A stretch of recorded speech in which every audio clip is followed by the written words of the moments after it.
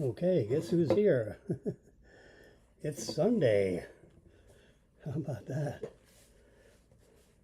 7 days a week this week, I think. I'm always on here unless it's medically necessary that I'm not, or or the internet is not behaving, or gosh, it wasn't behaving this morning, or else I would have been on it at 8 o'clock. But 8 o'clock became 9 o'clock, and I said, oh my God, the heck with it, I'll get a cup of coffee and I'll come back to this at 11. Marilyn just went to on a little errand, so I have a little free time, so to speak. It's never free, but it's always reasonable. Anyway, so you can see my I couldn't get this side of the of the thing working this morning, or else I would have been on at 10:45 instead of. It took me 15 minutes. I had to restart everything. Technology is a little touchy. It doesn't like to wake up on Sundays, apparently. Anyway, but we're all here. It's as you can see from the actual time from the National Bureau of Standards is 10:56 a.m., which is about to switch in about 6 seconds. And it becomes 10:57. Boom, 10:57. You can assign your clock up to that. Yeah. Apple is very sensitive about their devices showing the correct time. They have a special satellite network. Would you believe it? It's like 12. I don't know whether they, rent a sat. I don't know how they. I've never heard of an Apple satellite, but they have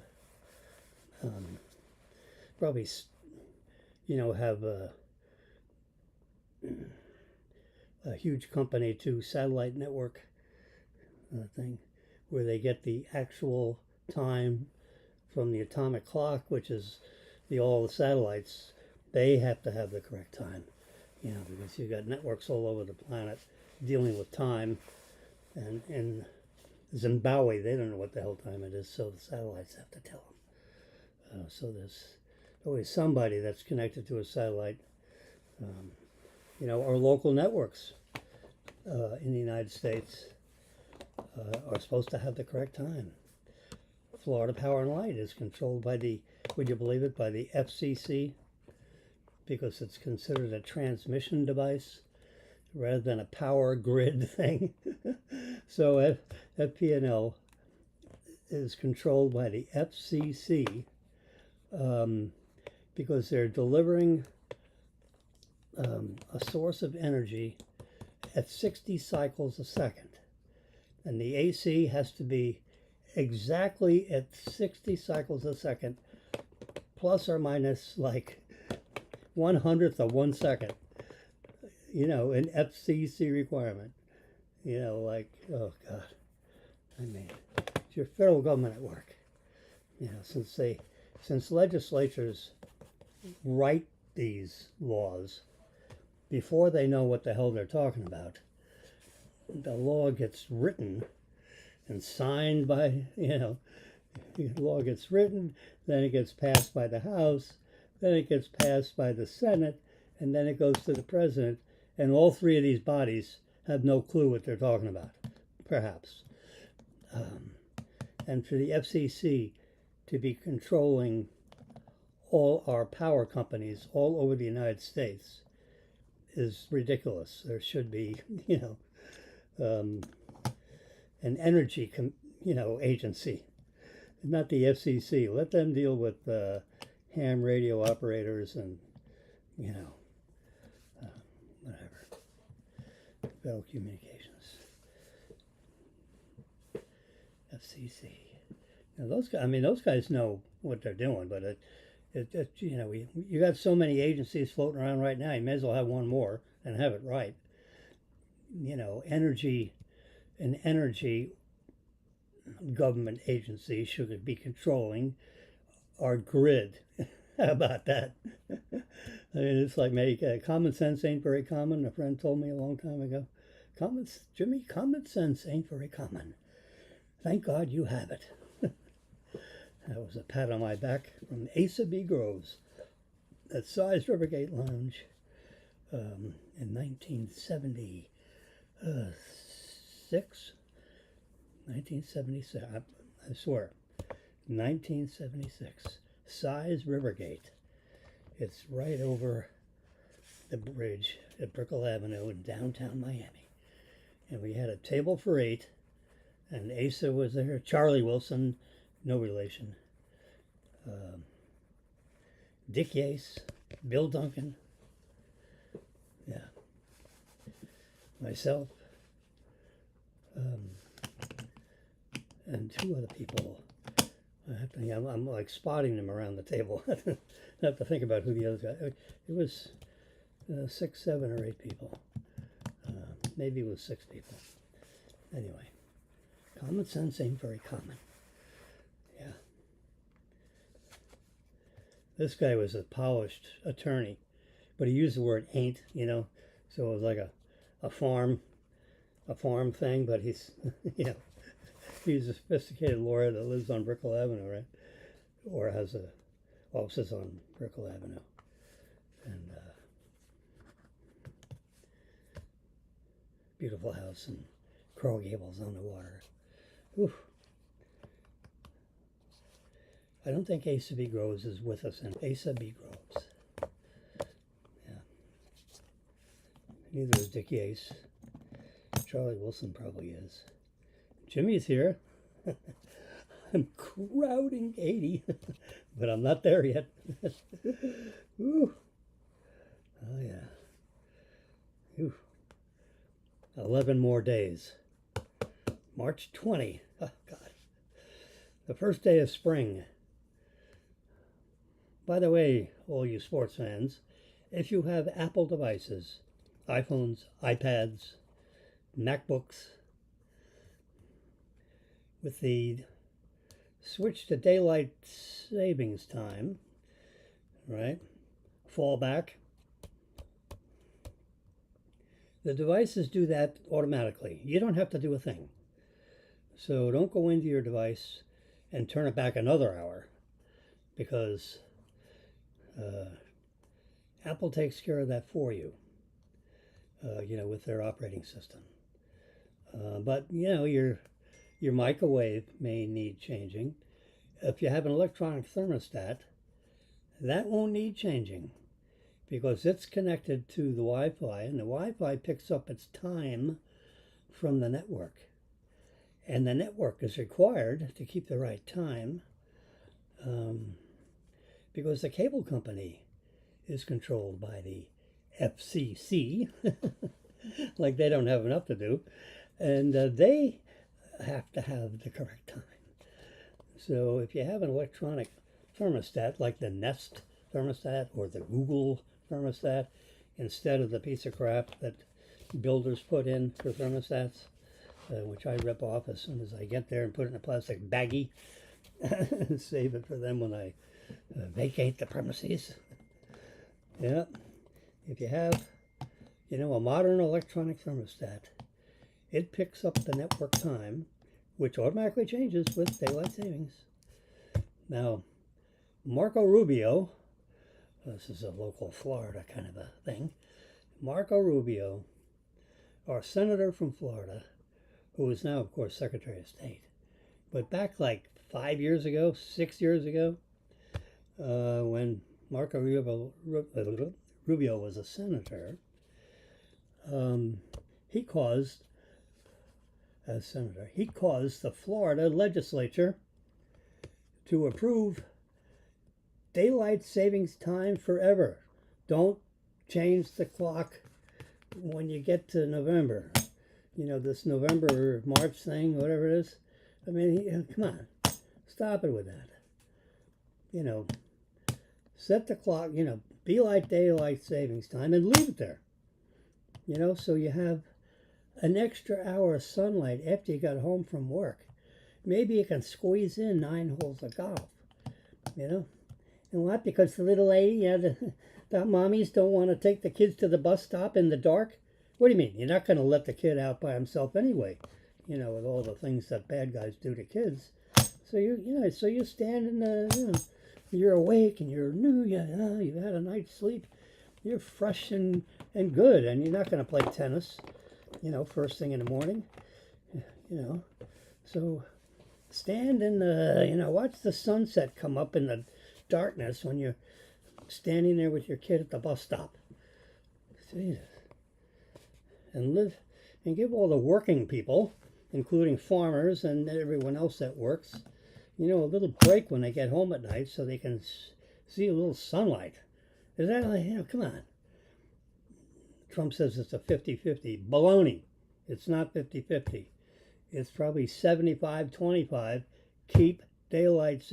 And Rubio has had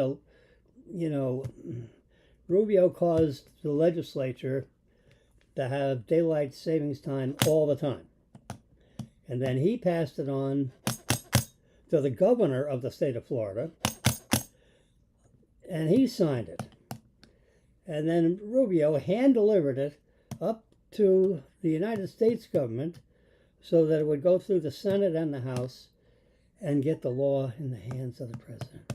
And it's been sitting there in the blotter for 6.5 years. Now, finally, we have a Republican Senate, a Republican House, and a Republican President, and you think you just zip that around through and get it signed. The Florida legislature has already approved it. I don't really care about the whole United States. Just approve Florida, and part of the law, the Sunshine Act, or whatever the hell they call it, includes, the panhandle. Instead of it being in 2 time zones from the rest of the state of Florida, it's 1 time zone. Alabama wants it, Georgia wants it, South Carolina wants it. So that whole area, there's like 7 or 8 states want to be daylight savings time all the time. There's a lot of agronomics, farming that's in all these southern states, and they would like the extra time at night to harvest their crops and fertilize and all that stuff. I mean, come on. So we shouldn't have diddled with the time clock in the first place. But back in the 1930s or 40s, I think it was in the 1940s, they came up with this daylight savings time thing to give the farmers the relief. So they could farm at night.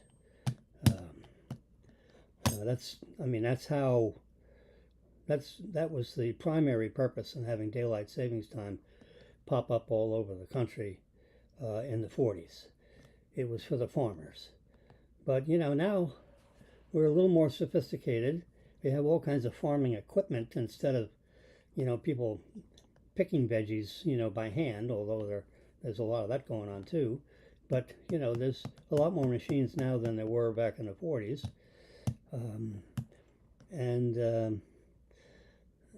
So they don't necessarily, some of them don't need daylight savings time as much as they did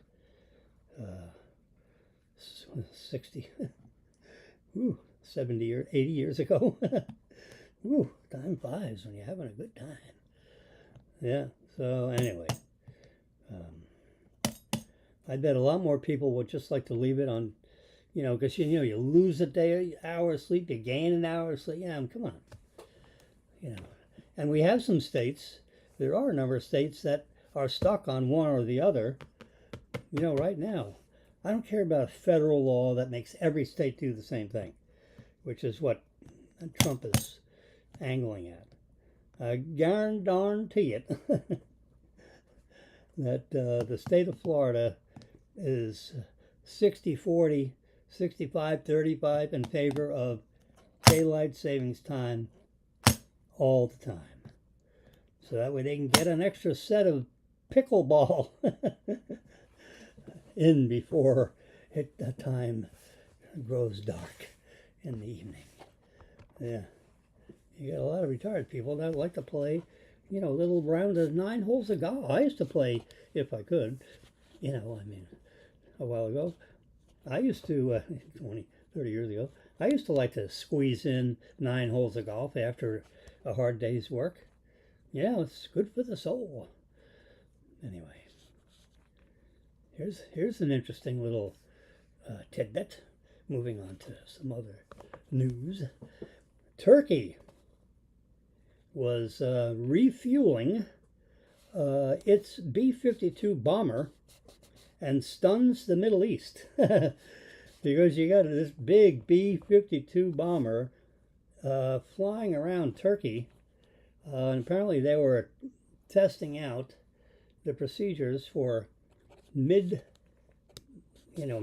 fueling of the bomber with its 8 jet engines, 2 on each. You got 2 pylons on each side of the wing, and each pylon has 2 engines. So that's 8, super, powerful jets. And when that sucker takes off, and the pilot, pushes that stick forward on 8 engines, the black smoke that comes out of the back end of those motors. Ooh, I guess the B-52 is not a spring chicken. It's been around a while, like 60 years or something. Oh, God. They make these aircraft to last a long time. And they service them like crazy. I mean, it's incredible pieces of equipment. Yeah, fueling it midair, and it got the whole Mideast like saying, "Oh crap!" And of course, when it flies, when it's up at 40,000 feet doing this, you can't tell whose B-52 it is. People that know something about planes, like foreign government military, they look up, they see the 8 engines smoking up there, I'm talking about deep, dark smoke coming out of the back end of those engines because they're carrying, in theory, 50,000 pounds worth of bombs. Yeah. And when you look up, you can't see the flag on the tail of the plane, but you can see this huge wingspan that's slowly moving, at 40,000 feet above the earth. It's like 8 or 9 miles up. That's a long way to look at an airplane. But you look up on a clear day, you can see a B-52 big time. Anyway, so that was the news that got popped up on my flipboard. You see the red F there? Yep, that's flipboard. This picture was taken from the fueling plane. It has a window and it can see that it had stuck his little, not so little, it's a big ass 4-inch hose that goes into the top end of the B-52, and then it goes and then it starts pumping fuel at a huge rate because these things are flying at 400 miles an hour. The pipe even has a couple little wings on there to keep the pipe steadily attached to the suction cup thing. I mean, the pipe is probably a 5-inch pipe. I've never gotten up close to it, but you just imagine the size of that pipe and imagine the thickness of the pilots in there. I don't even see any pilots in there. They're all in the pissoir and this plane is fueling itself. Yeah, isn't that interesting? You can't see any pilots.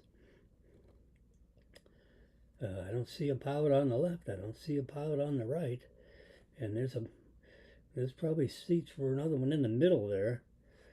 I don't know. You can see like a Turkish insignia or something on the. I don't know. Maybe you can't see it because that black thing is blocking the sunlight, and the pilot is behind the black thing that's in front of the, something like you'd fold out in the car windshield. It looks like, yeah, that's probably one of those things. You see, if you kind of like look at things. Look at that, it's got a windshield wiper on the outside. Whoop-a-doop-a-doop-a-doop, you know, at 585 miles an hour in the upper atmosphere. We got whippershoppers, external whippershoppers on the B-52.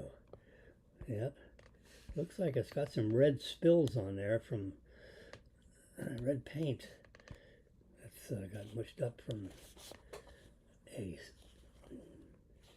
number, let's see, it's jet fuel number 2, they call it, that these planes run on, which is, you know, a subset of the kerosene family of fuels that are fractionally distilled out of the petroleum that's yanked out of the middle of the earth, or 3,000 feet under sea level.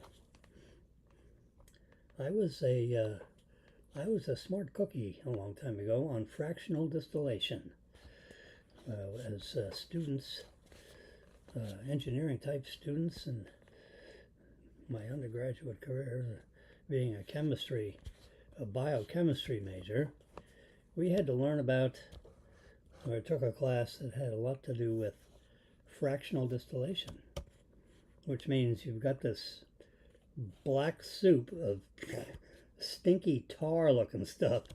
It's not quite, it's the consistency of, let's say, pea soup, warmed up pea soup.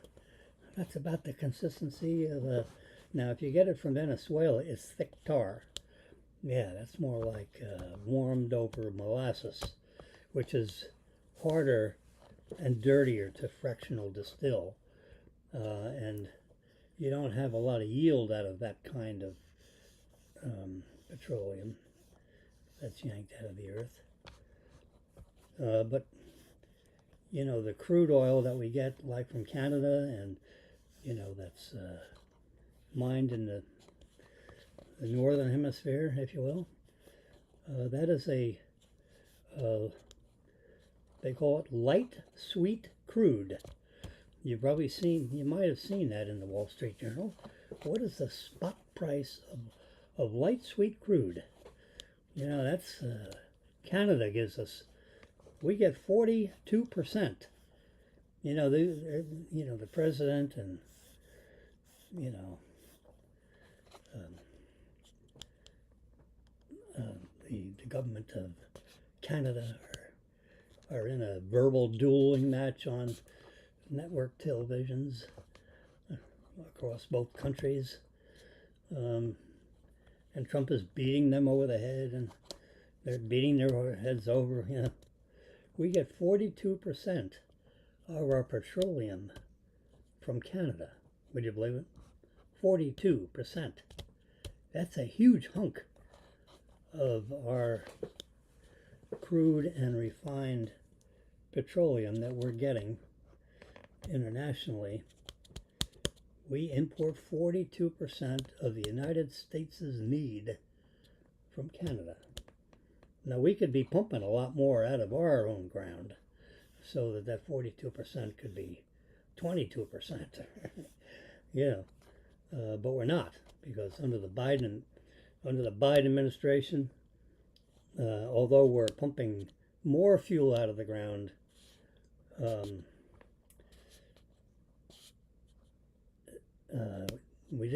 there hasn't been a lot of new drilling because of the Green New Deal, you know, in the Biden administration. You know, they don't care about your gasoline guzzlers because that's not green. So there were not a lot of, I don't want to say none, because none is like zero, and being the scientist I've been trained as, you don't say none unless you mean it. And none means zero. And could we actually say that we don't get any, you know, from someplace? No. Anyway, so between government permits that are issued on government grounds to pump oil out of the ground, and then you have private grounds where you can get permits to pump crude out of the ground, There are two different major categories of permitting. And the Biden administration frowned upon issuing permits on government property for new wells. Oh, no, boy, you can't touch our government ground. You're going to have to go drill privately. And maybe we'll issue permits, which take 2 or 3 years.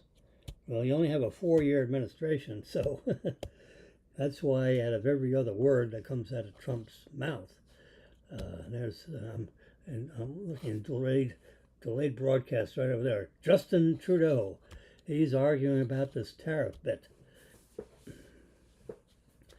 I'm going to turn the chapter to tariffs, since everyone's talking tariffs this morning on the news shows.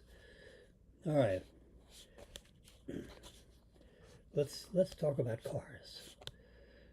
Trudeau has a 25% tariff on all American cars that get imported into Canada.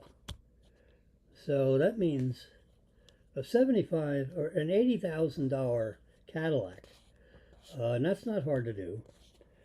If you have an $80,000 Cadillac, forget currency exchanges and all that. That's another, wrinkle in the sheets. Let's just forget that.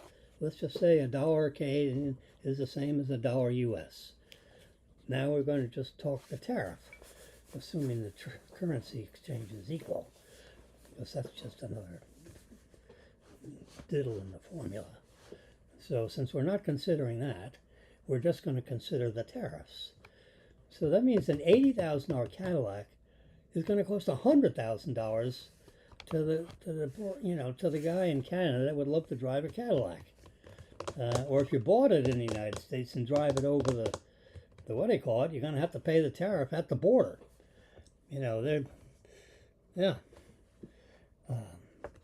So that's a trade barrier.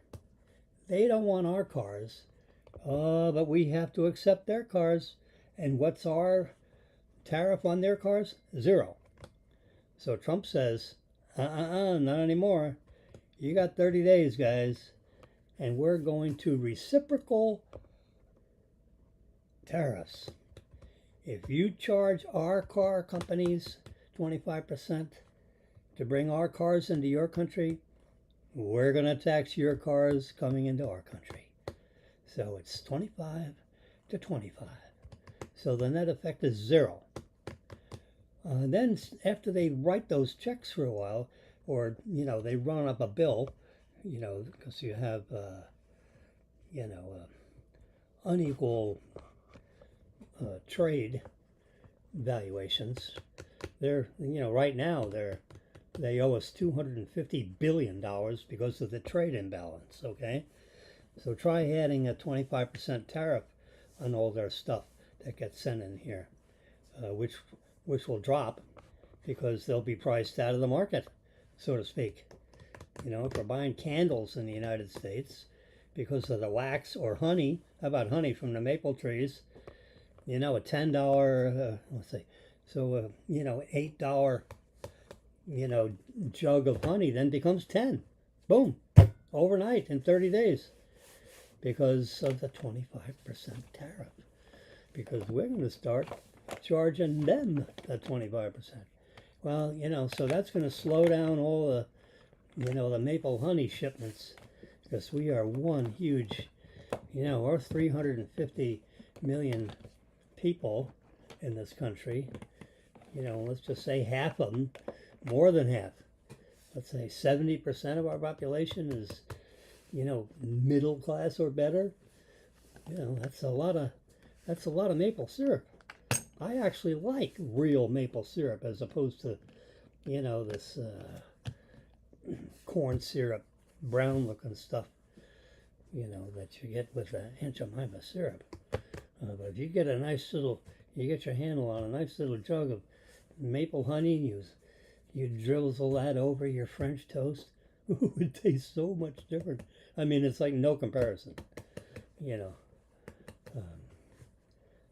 So now they're saying, well, it's not high fructose.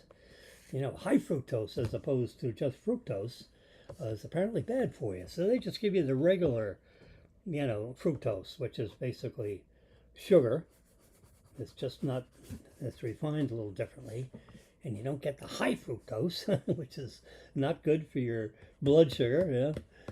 But if you had that natural honey that comes, not honey, that natural sweet syrup that comes out of a maple tree. Oh, I used to live up north. I mean, you could stick a Phillips head screwdriver, in a maple tree, and in 30 seconds, you got maple syrup coming out of the tree right in your hand. Or you stick like a straw in there, and then you wrap a jug, around the tree, and tie a knot in it and cut the straw so it drips right in the jar. I mean, that's that's kind of like, I'm sure they do it a little, but as kids we used to do that. We had a couple of maple trees in the backyard. Yes, sir. Just drill a hole in that tree, not too deep, and stick a straw in there, cut the straw so that it drips right in the middle of the jar, tied up underneath it, and come out, 6 hours later, and you got a full jar of maple syrup right out of your tree. Yes, sirree, Bob. That's not, I didn't grow up on a farm. We grew up in the North Shore of Long Island. It's 50 miles outside, or 45 miles, east-northeast from Manhattan. The island kind of like it's not straight east and west. It's kind of like bent up a little bit, so it's 10 degrees, maybe compass setting, 8, 10, 12 degrees. I don't know how many degrees, but it's not 45 degrees from north. It's, like 8 or 10 degrees off north. Yep. If you were flying across the island from west to east, you'd have a bearing of about, 8 or 9 degrees. That's a guess. You can look at it on your map and do your own guessing. Anyway, so we're, 40 miles outside of Manhattan, which takes you like 2 hours now to drive 40 miles. 2.5 hours, the Long Island Distress Way, they call it. Yep.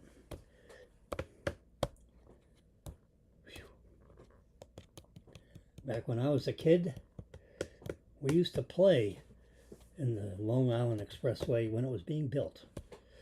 I mean, the earth-moving equipment was unbelievable. They had these big tires, the rubber, and then inside the tire they have a tube, that blows up. Well, if you took the rubber out of the tube, if you took the blow-up tube, that has the air nozzle on it, out of the big rubber tire, you could put 8 kids all the way around that tube if you blew it up and put it in a lake. I mean, that tire was like 14 feet in diameter. I mean, it was huge. Oh, God. I mean, you've never seen a tire that big, as a little whippersnapper, 7-year-old stupid little kid playing on a highway. But it wasn't a highway. It was just, they were, during the week they were dealing with this big earth-moving equipment, which you just can't imagine, how big this earth-moving equipment is, particularly through the eyes of an 8-year-old. Gosh. Anyway, so maple syrup, trade wars.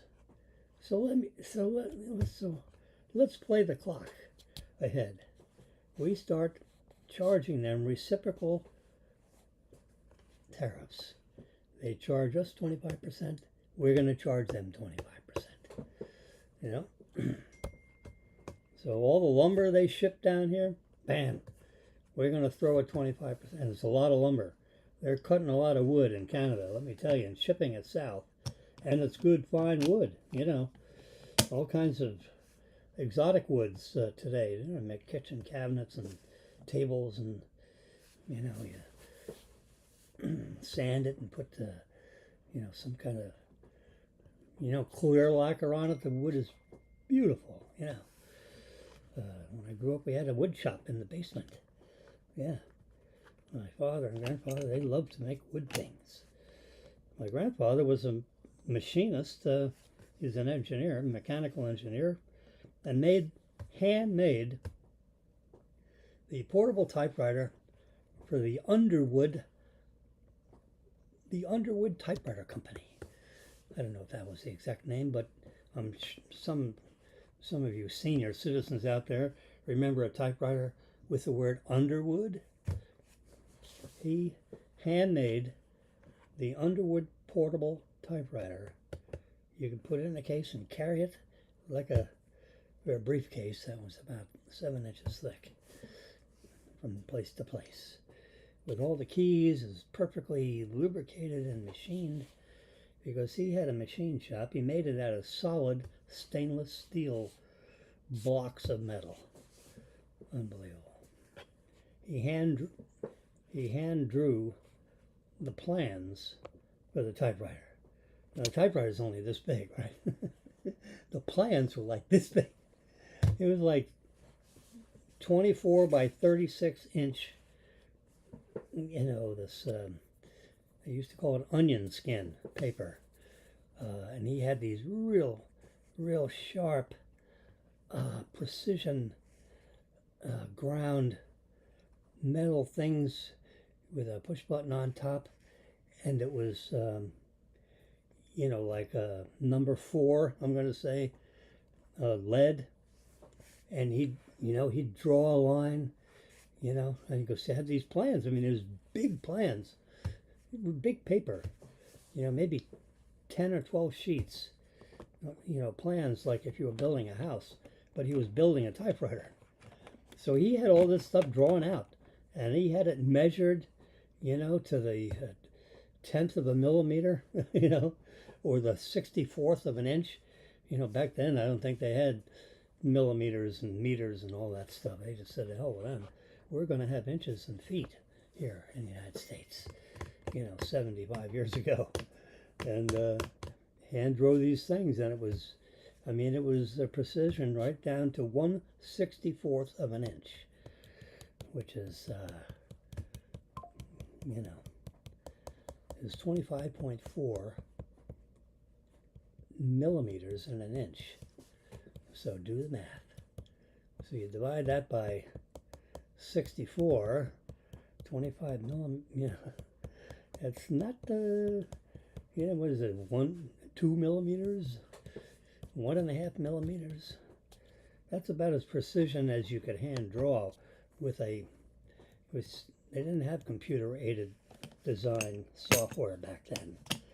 They didn't have an electric adding machine back then. It was mechanical, pull a lever. It looked like a slot machine. That was a calculator back 75 years ago. They've come a long way.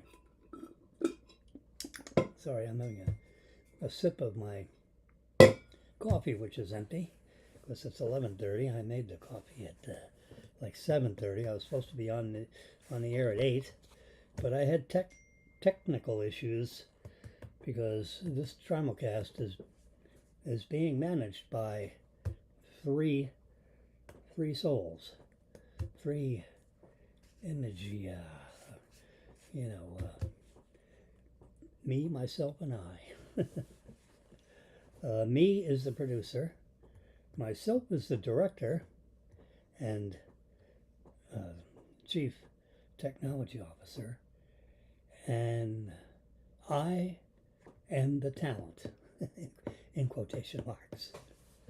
So between the 3 of us, we run this little TV station here on Cyberville.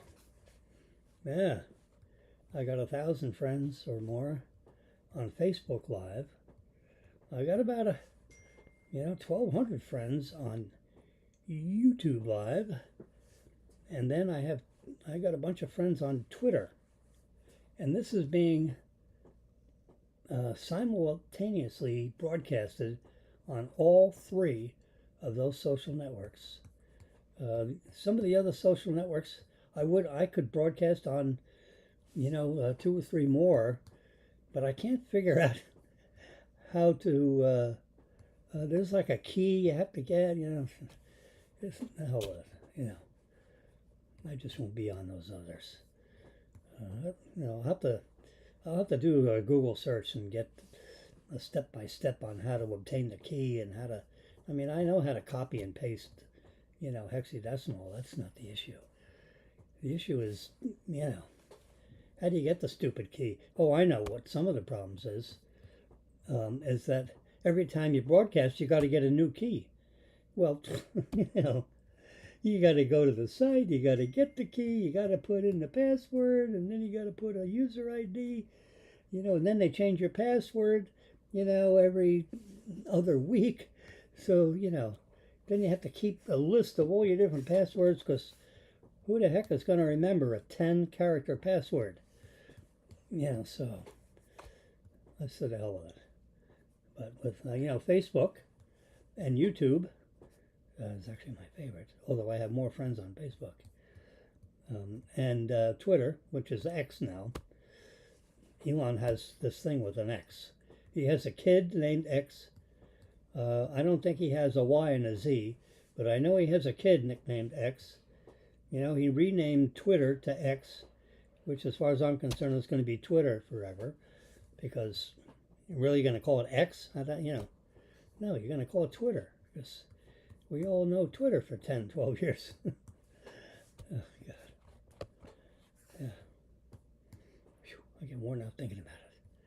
But anyway, I got 3 social networks, and the handle is the @ sign, which is like Shift 2 on your basic keyboard. Yep. The little sign that's above the 2. Hit the Shift thing. @ FAU for you. I'm on the faculty for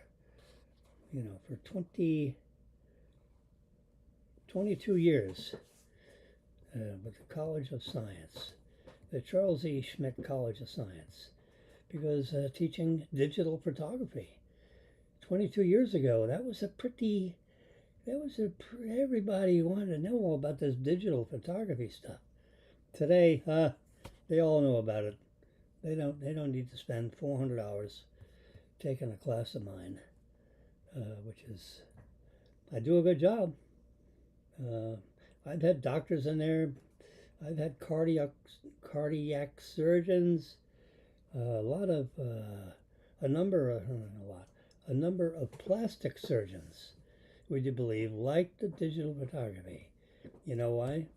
Because they're interested in light, they're interested in color, like skin color. You gotta get that just right. When they do a 8x10 glossy print of that lady that just spent $8,000 for some plastic surgery on her face, he takes a picture before and after.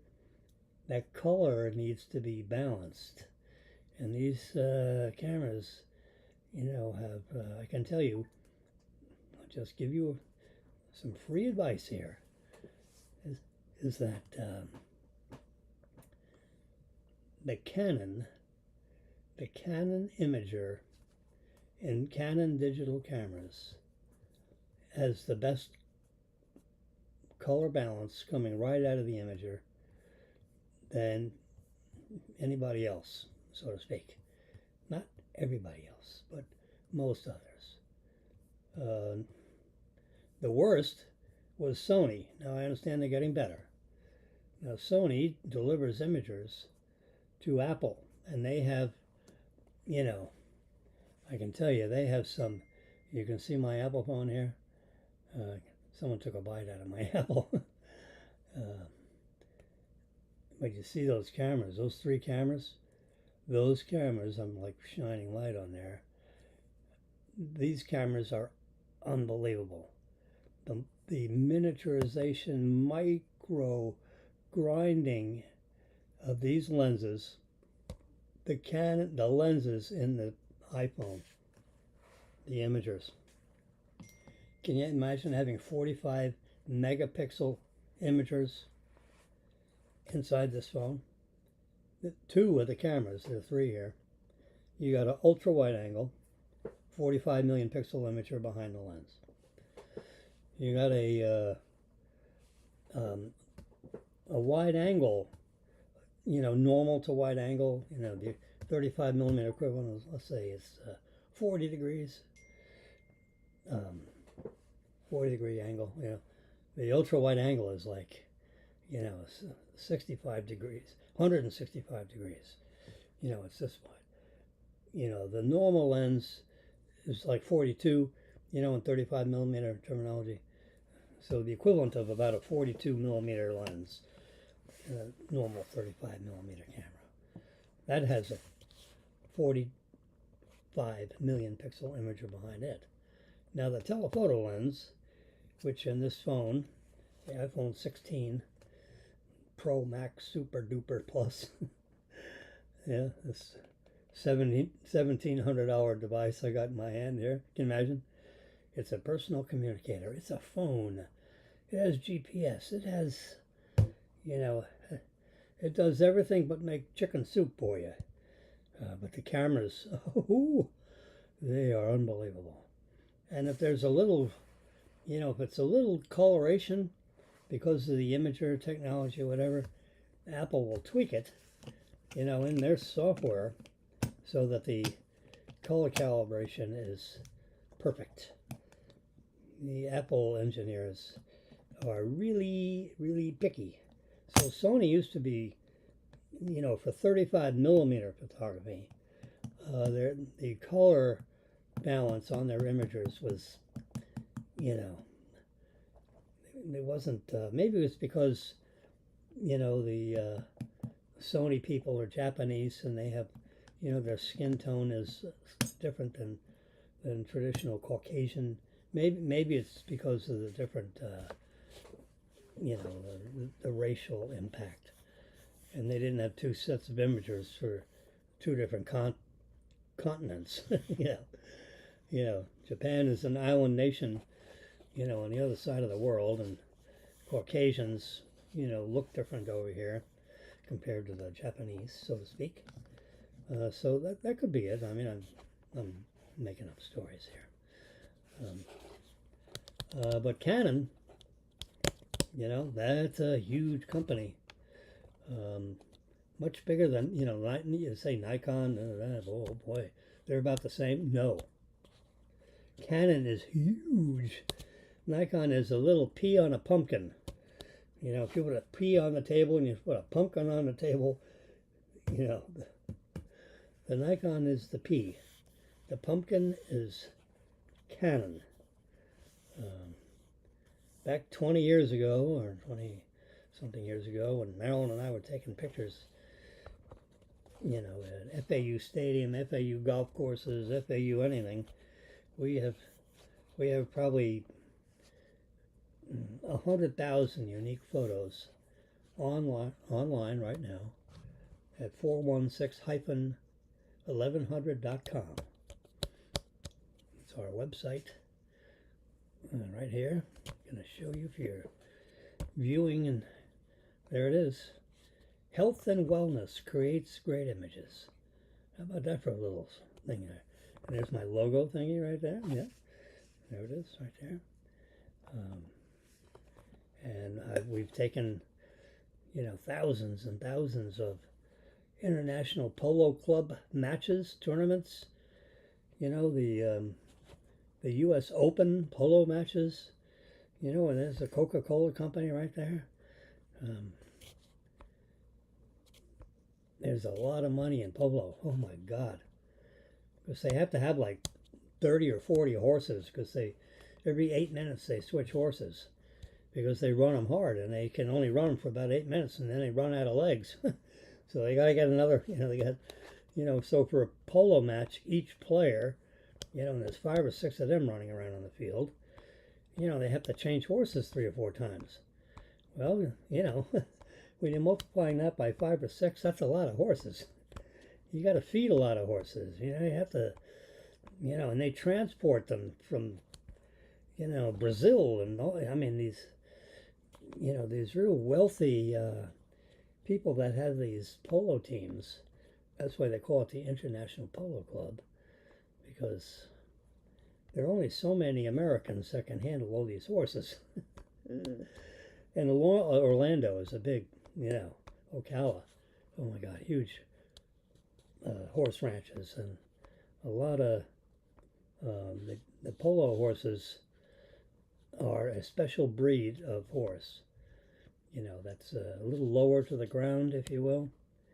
You can imagine how high, that stirrup is to the ground. It's almost the length of, the rider's leg. So it's a short-legged, stocky, low to the ground horse. Very muscular, a lot of hard turns left and right. A lot of training for a polo horse. It's not like just a little gallop horse. Now, I can write a book what I don't know about horses. So I've just told you everything I know about horses. But look at those polo sticks. There's a name for when they click like that, and they make a very distinct sound. And everyone says, whatever that is.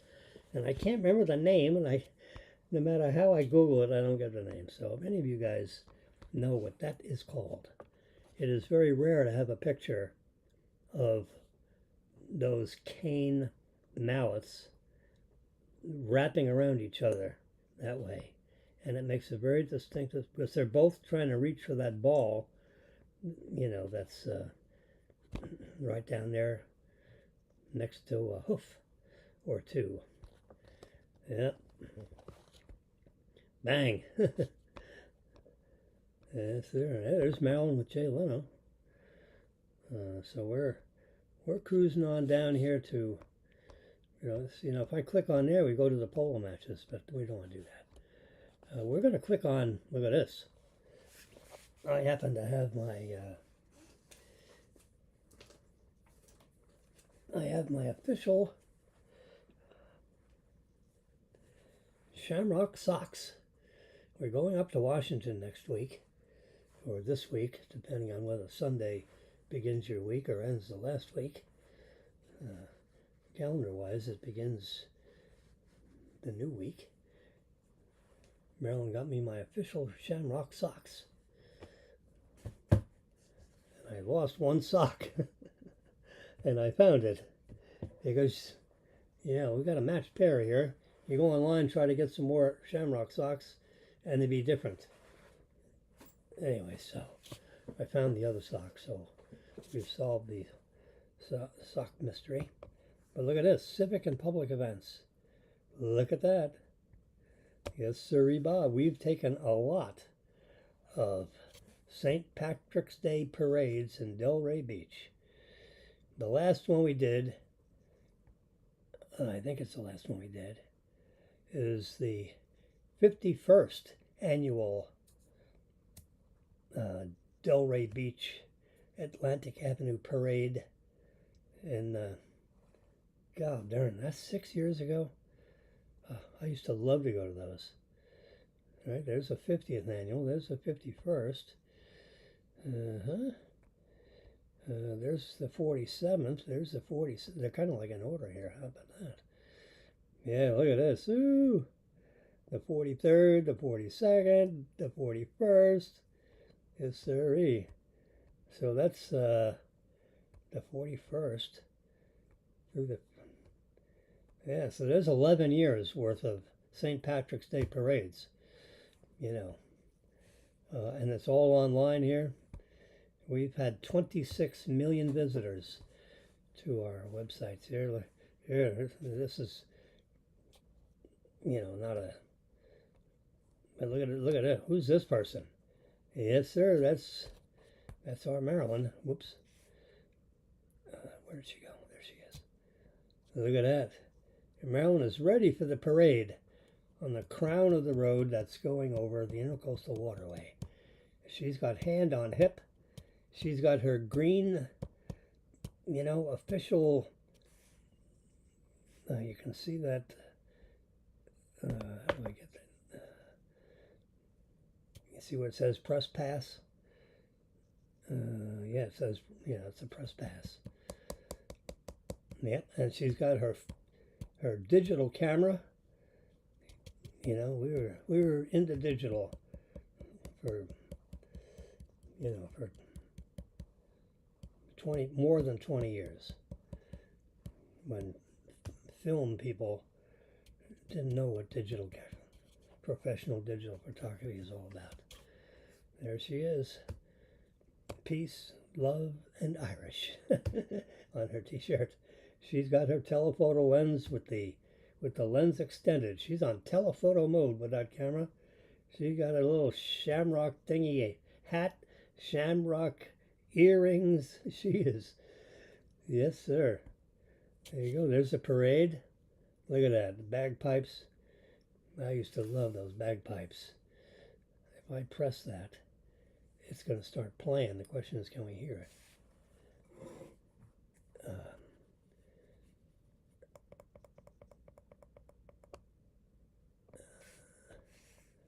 I don't know if we can hear it. Let's do this. No, if I unplug it, then you're not going to be able to see it. Yeah. Anyway, it's really, I love the bagpipes. Oh my God. See, I'm walking backwards. Not quite as fast as they're walking forwards. See, now I'm walking, you know, and I can't see what I'm doing. So it's pretty tricky walking backwards. One time I tripped over myself and I took a tumble. And I protected my camera, but I damn near busted my butt. I mean, if there was ever a time you'd crack your hip in half, that would have been it. But apparently I landed right on my butt, perfectly centered, so it didn't stress out the hip, but it, oh God, it dislodged my back a little bit, went back in place. But so I used to walk up and down when the bagpipers, I mean, these guys, they came from, there's a Nassau County pipers, you know, and they, you know, the guns and horses pipes, and they call them different things. Where's that? You know, that's Palm Beach County. Yeah, I mean, these pipers come from all over the country, and they fly in here. They take this bagpipe, and you know, there's not many people that blow bagpipes. You got to have some, you know, stiff cheeks and good air capacity to blow up that thing that's under their arm. Just to fill that up with air before it leaks out the top is a challenge, which I can't even begin to tell you. Anyway, so that's a parade business here, and I take pictures of all kinds. You can see this is, you know, three in a row across. I take all kinds of people pictures. I used to have, you know, several hundred business cards printed out. So whenever I take pictures of the people, I give them my cards, because we have, I'll show you what the card looks like. Yeah, I happen to have one right here. I happen to have two. This one here, I'll show you this one. So here's the card. See, Jim Wilson Digital Imaging. It's got my phone number, you know, my cell phone number. It's got the website. It's got my email address, private, you know, fax number, you know,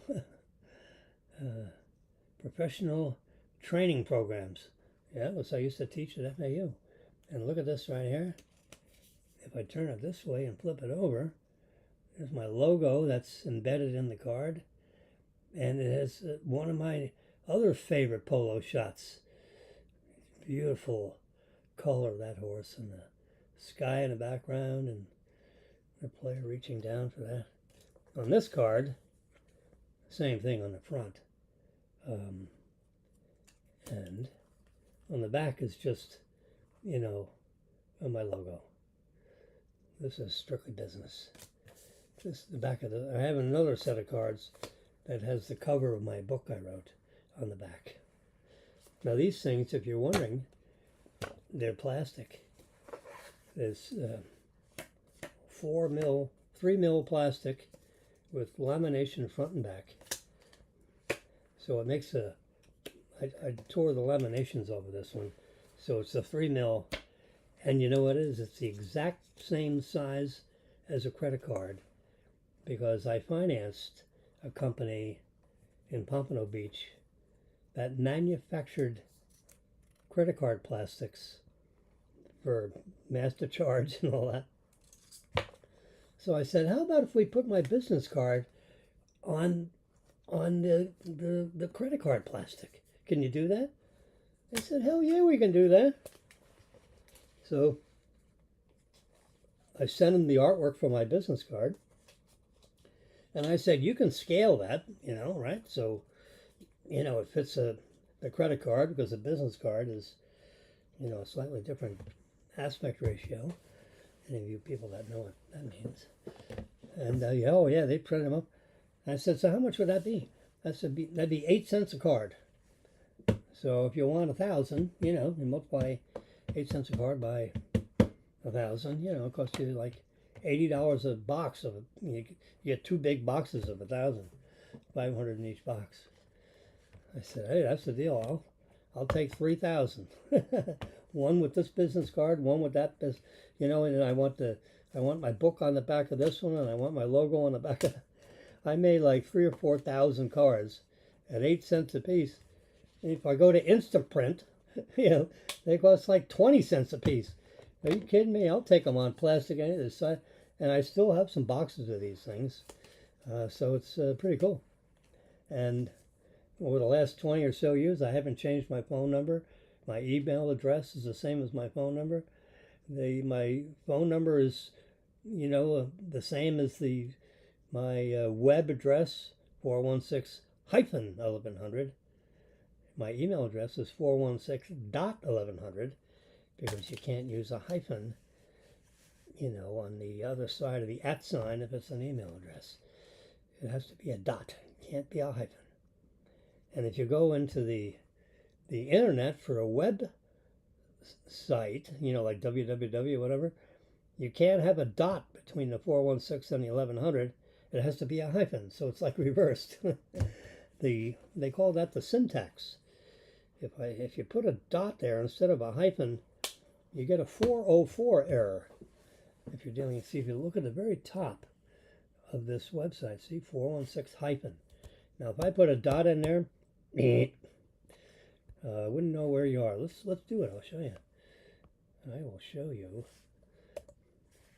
www.416.1100. One more zero. Oops, that's 1,000. Let me got to do 1100.com. Let's see what happens here. It's not going to like it. We can't open this page. It can't be found. Yeah, I know it can't be found. So we're going to change that to a hyphen. I'm trying to look around this microphone so I can see the keyboard on this stupid computer.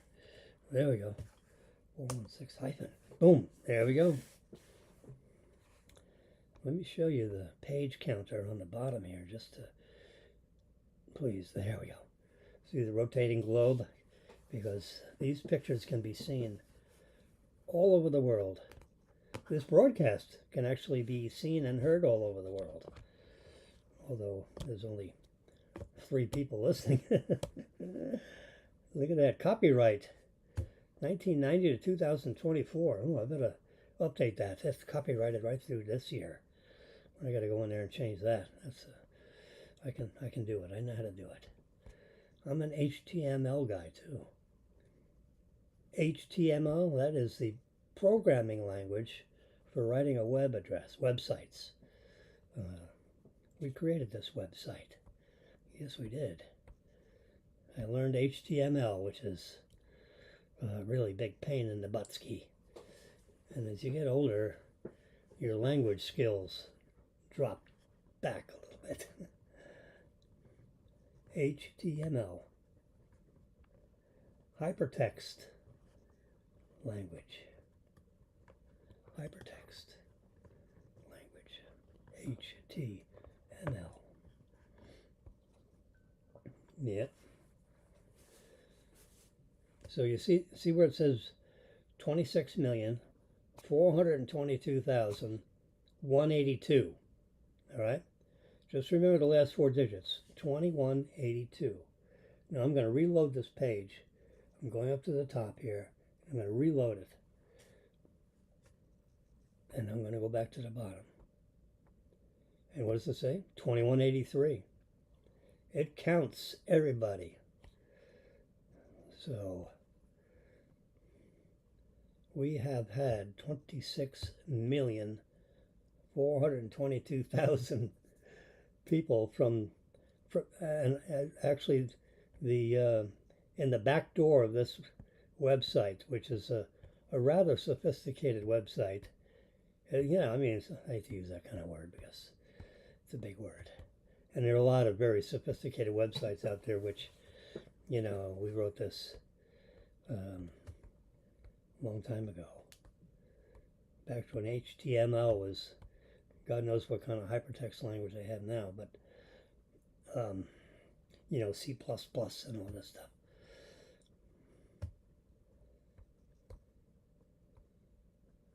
There are 450,000 pictures in this website. 450,000.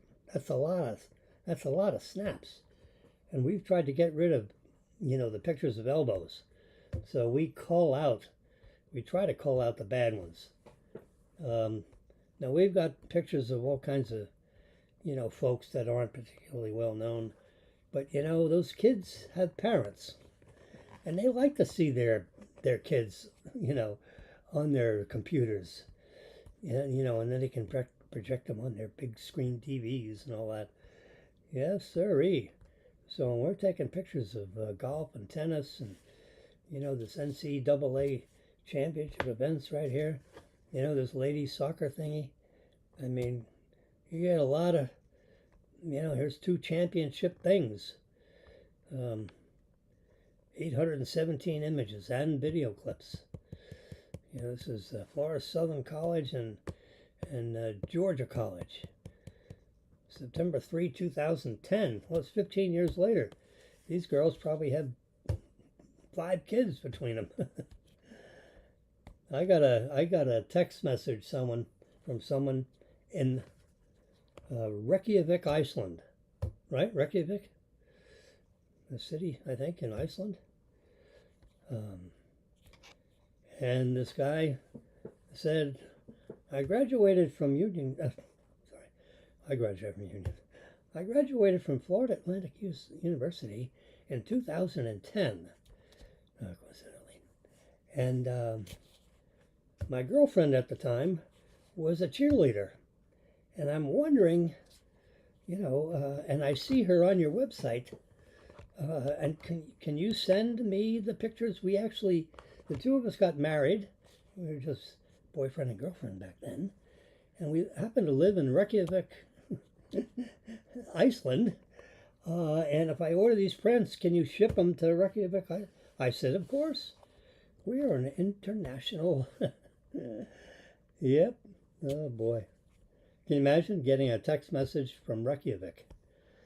God, I haven't heard of that since, what is it, Reagan visited with Khrushchev, you know, with the arms de-armament or whatever the hell they were talking about.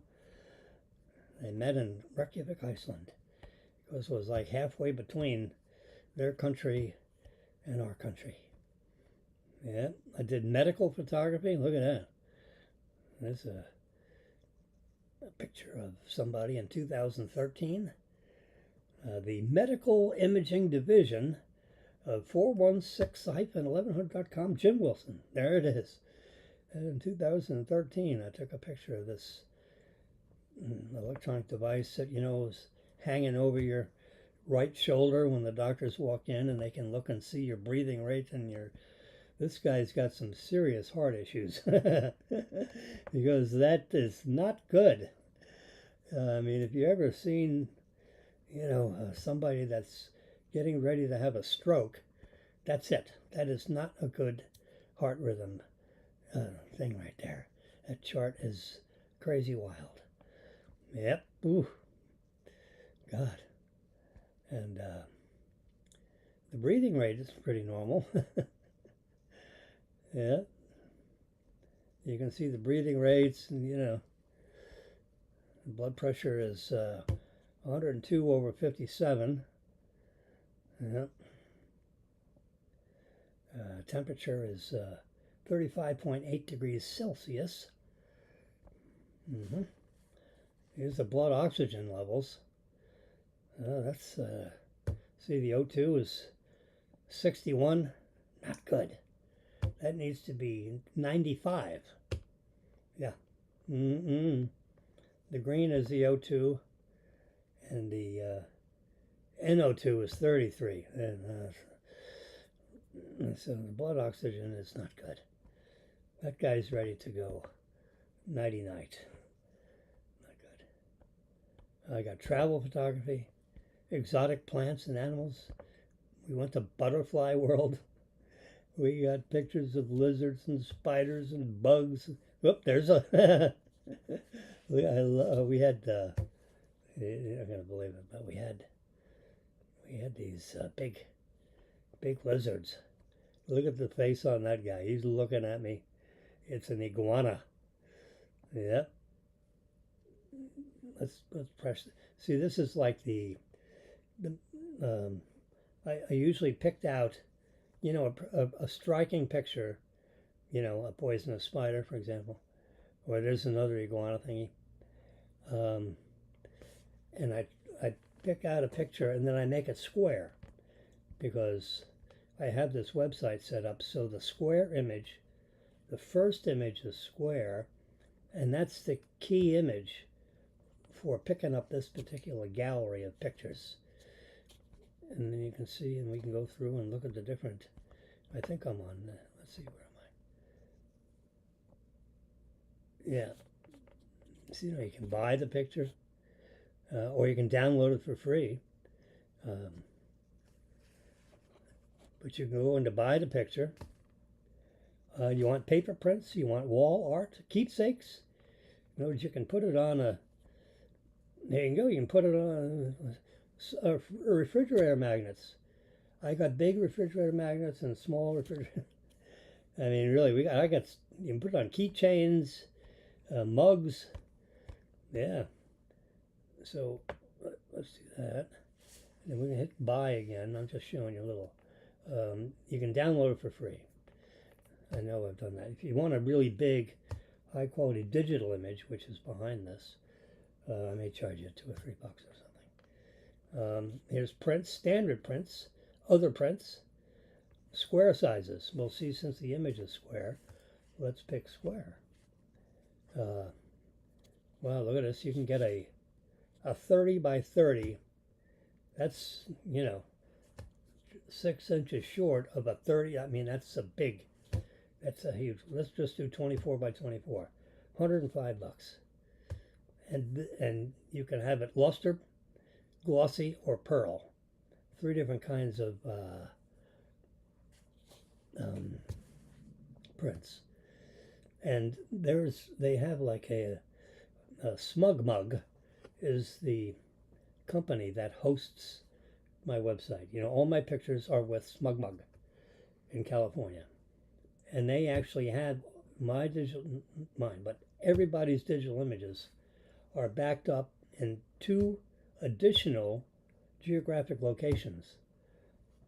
So in case the Smug Mug office servers burns down, earthquake, whatever, they got another major server farm out in Colorado and another server farm somewhere in, Kansas City. So your images are safe.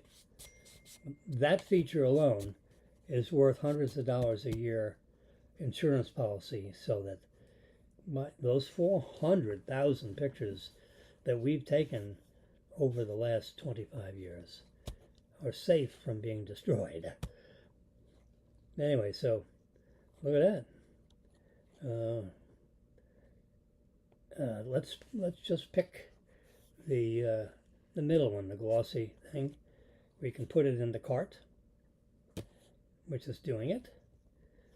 View cart, or you can continue to shop.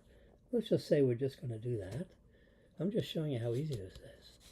I mean, this is, I mean, all the stuff is complicated to do all this. Ooh, you can crop the image in case you just, you know, you want it square, but you want to close. That's already pretty tight. So we're going to leave that alone.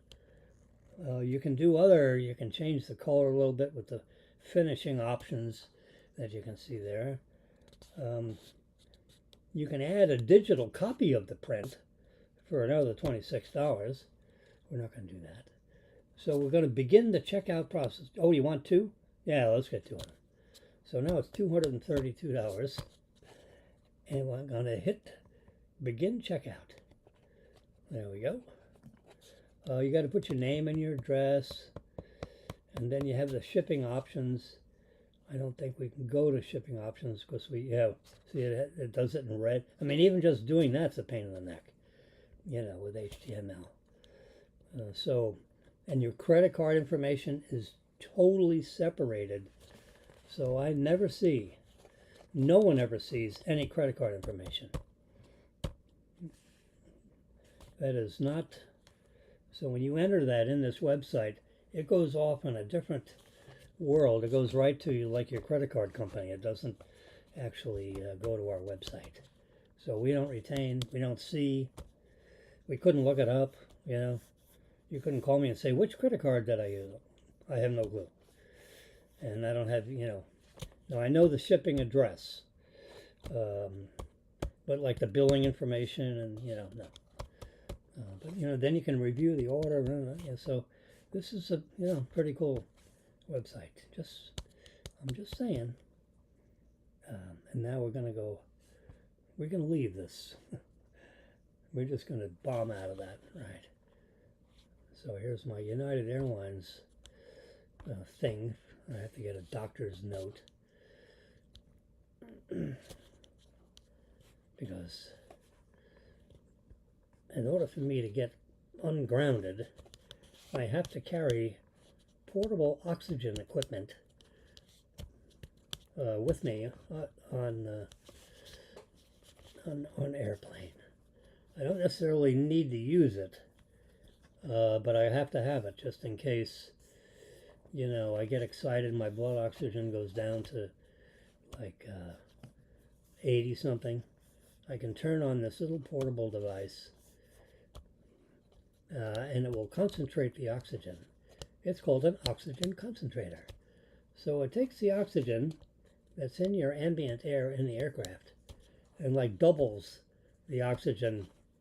So when you breathe through those little, you know, tubes, instead of 20% oxygen, I get 40%, or even higher, to keep my blood oxygen up, in case, you know, I get stressed out with the flight. You know, the guy sitting next to me dumped Pepsi Cola all over my pants, and I'm getting cranky, so I turn on my oxygen, so I don't beat the guy over the head. Oh boy. There's a story. The demise of Tesla's Cybertruck. There's lots full of Cybertrucks apparently building up in California and in Austin, Texas. Don't know where. I can't tell where this picture was taken, but anyway, the Cybertruck, which is that weird looking truck, you know, with the triangular looking windows and things. That was a pretty, you know, that's a pretty gutsy thing for Tesla to design something that's so out, you know, way out. I mean, that's something you'd see on the road 20 years from now. It is so way above what cars look like today, you know, with all the hard triangular angles of that. Yep.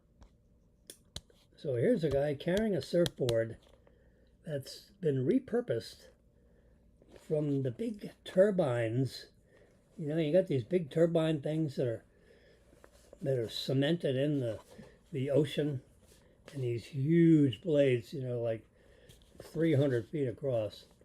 Well, they're largely made out of fiberglass material, because since they're out in the ocean so to speak, or above the ocean, there's a lot of salty spray all over the place.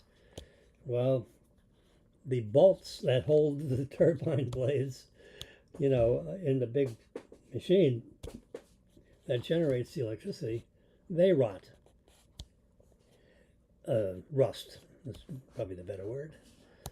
And, whether it's stainless steel or whatever, when you have, metals like that, that are, even though they're maybe 200 feet or more above the ocean waves, you got all that salty spray that's all over the place. Because, way out in the ocean, you get a lot of wind.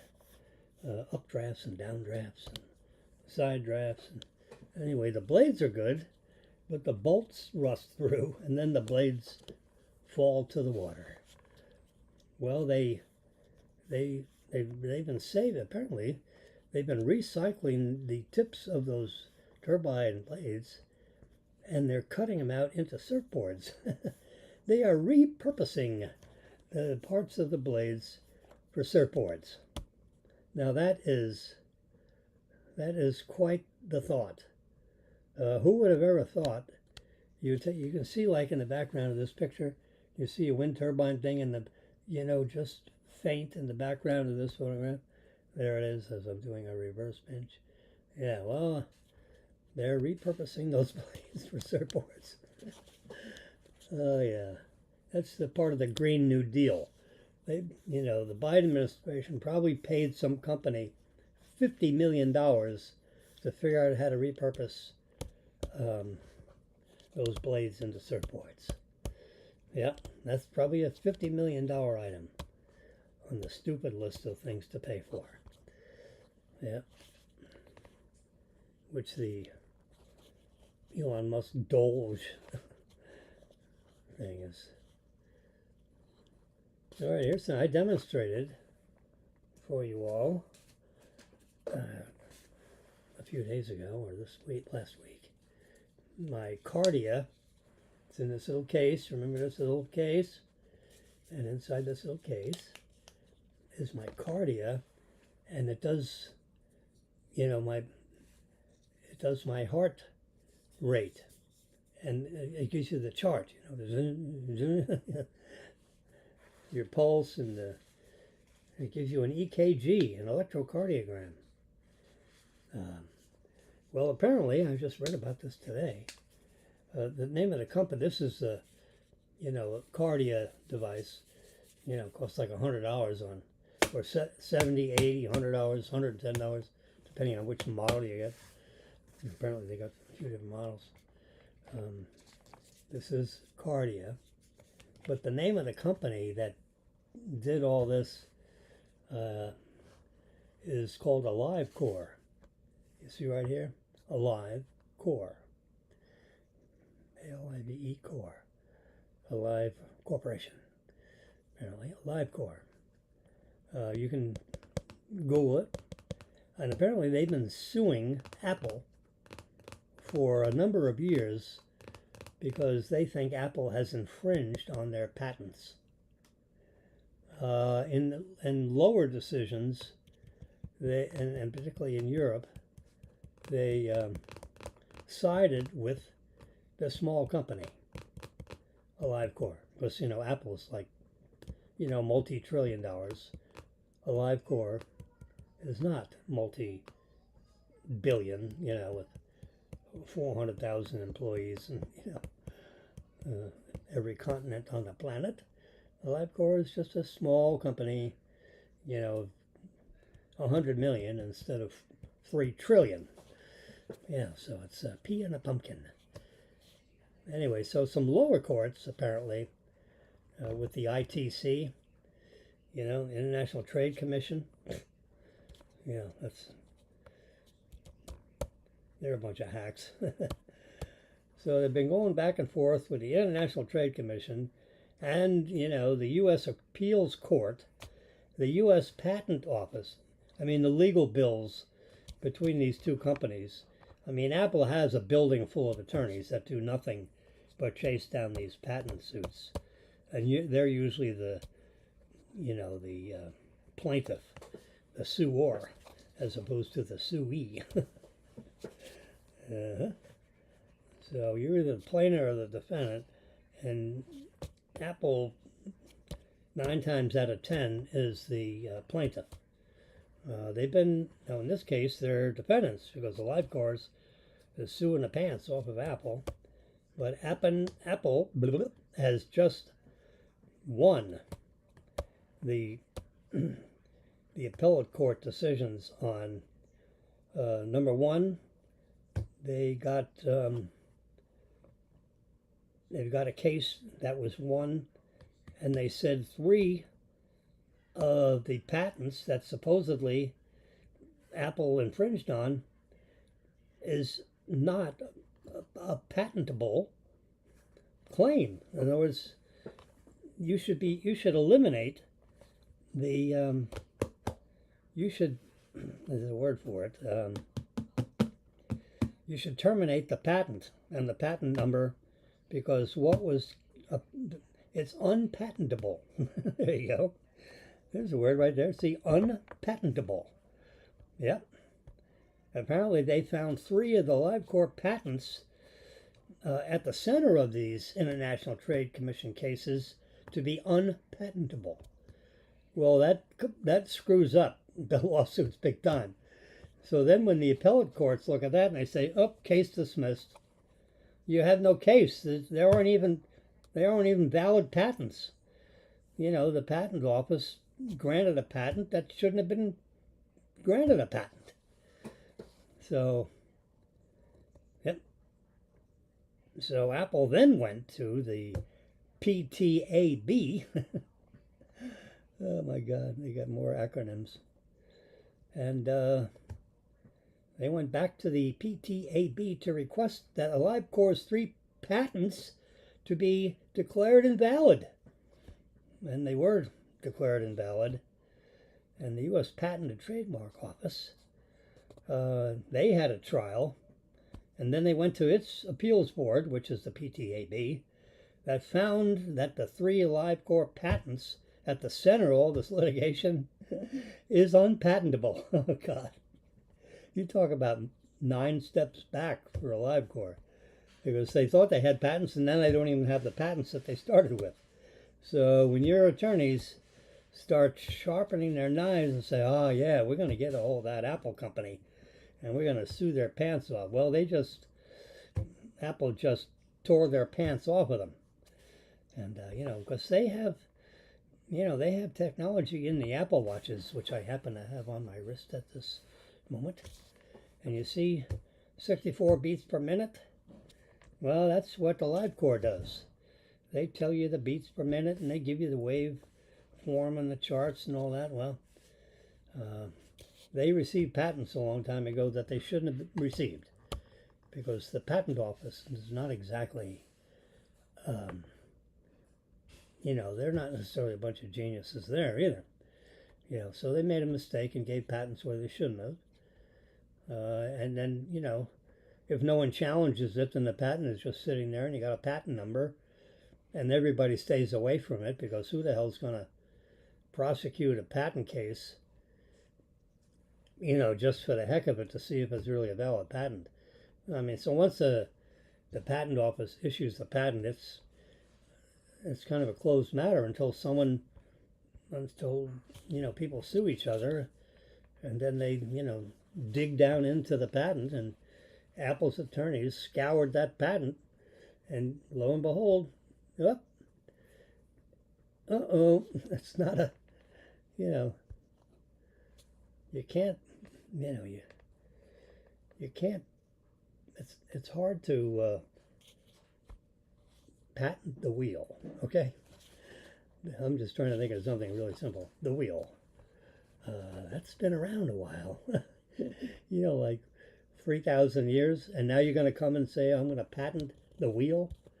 I don't think so. It's out there everywhere. The wheel is everywhere. You can't patent the wheel. And then everybody that, that designs a, Michelin tire, creates a new tire, and of course that's the shape of a wheel. Now you're going to sue them for patent infringement for a wheel? No, no, no. It's not a patentable item because it's out there in the whole stratosphere for thousands of years. I mean, I think that's a valid argument for that. You know, just being a non-lawyer in this topic. Anyway, CNBC has decided that the Tesla stock, you know, their stock is getting hammered pretty much in the stock market. Yep. So it's been up as high as you can see on this chart. It's been, you know, like $425 a share. And now it's at 262. That's a look at the downward slope of this chart. For 400 and something, boy, you have shares of that and you're saying, holy mackerel. You know, what? Let's go back in time a little bit. In 2000 in the year 2000, I bought this stock for $40 a share, and it's worth 400. Margaret, sell it fast.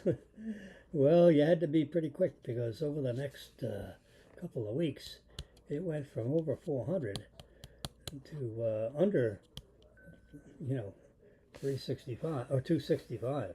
That's a pretty good, you know. So Tesla stock is getting hammered, and why? Because Elon Musk, the 11% shareholder of Tesla, an all-around smart guy that came up with, oh God, if you have ever seen a tour of a Tesla factory where they make the cars, you can Google it and you can see a tour, you know, of people that have walked through with their iPhones on, taking pictures at the, you know, with the permission of the people that gave the tour. And they ride you around in trams. Some people have walked, you know. I mean, the factory is just striking. They have 4 factories in the world, and they're let's see, have they picked? They have a factory that's being built in Mexico. I think they're still building that because they don't care about the trade wars with the patent stuff, because they're making so many, you know, they have a plant in China,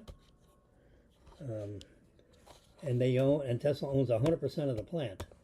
Usually every foreign country that owns, every foreign corporation, company that opens up some kind of business in China, half of it gets owned by Communist China government. That's a requirement. They must own half of it. Well, somehow or other, Elon Musk said, nope, I'll make these exciting cars in China, but we own it. You don't own any of it.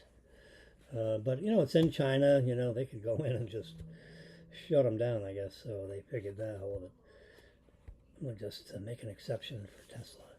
Anyway, so they have a big factory, I think, somewhere near Beijing.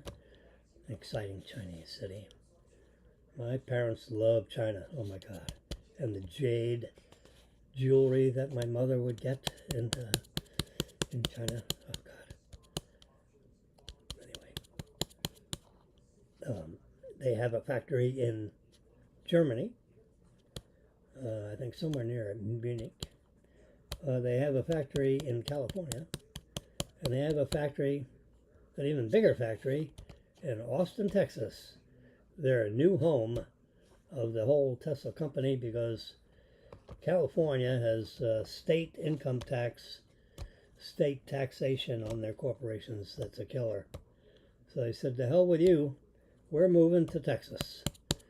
So they still have their plant in Texas, but their home office, where all their accounting is done, and their main office location, according to their corporate records and the IRS, is Austin, Texas.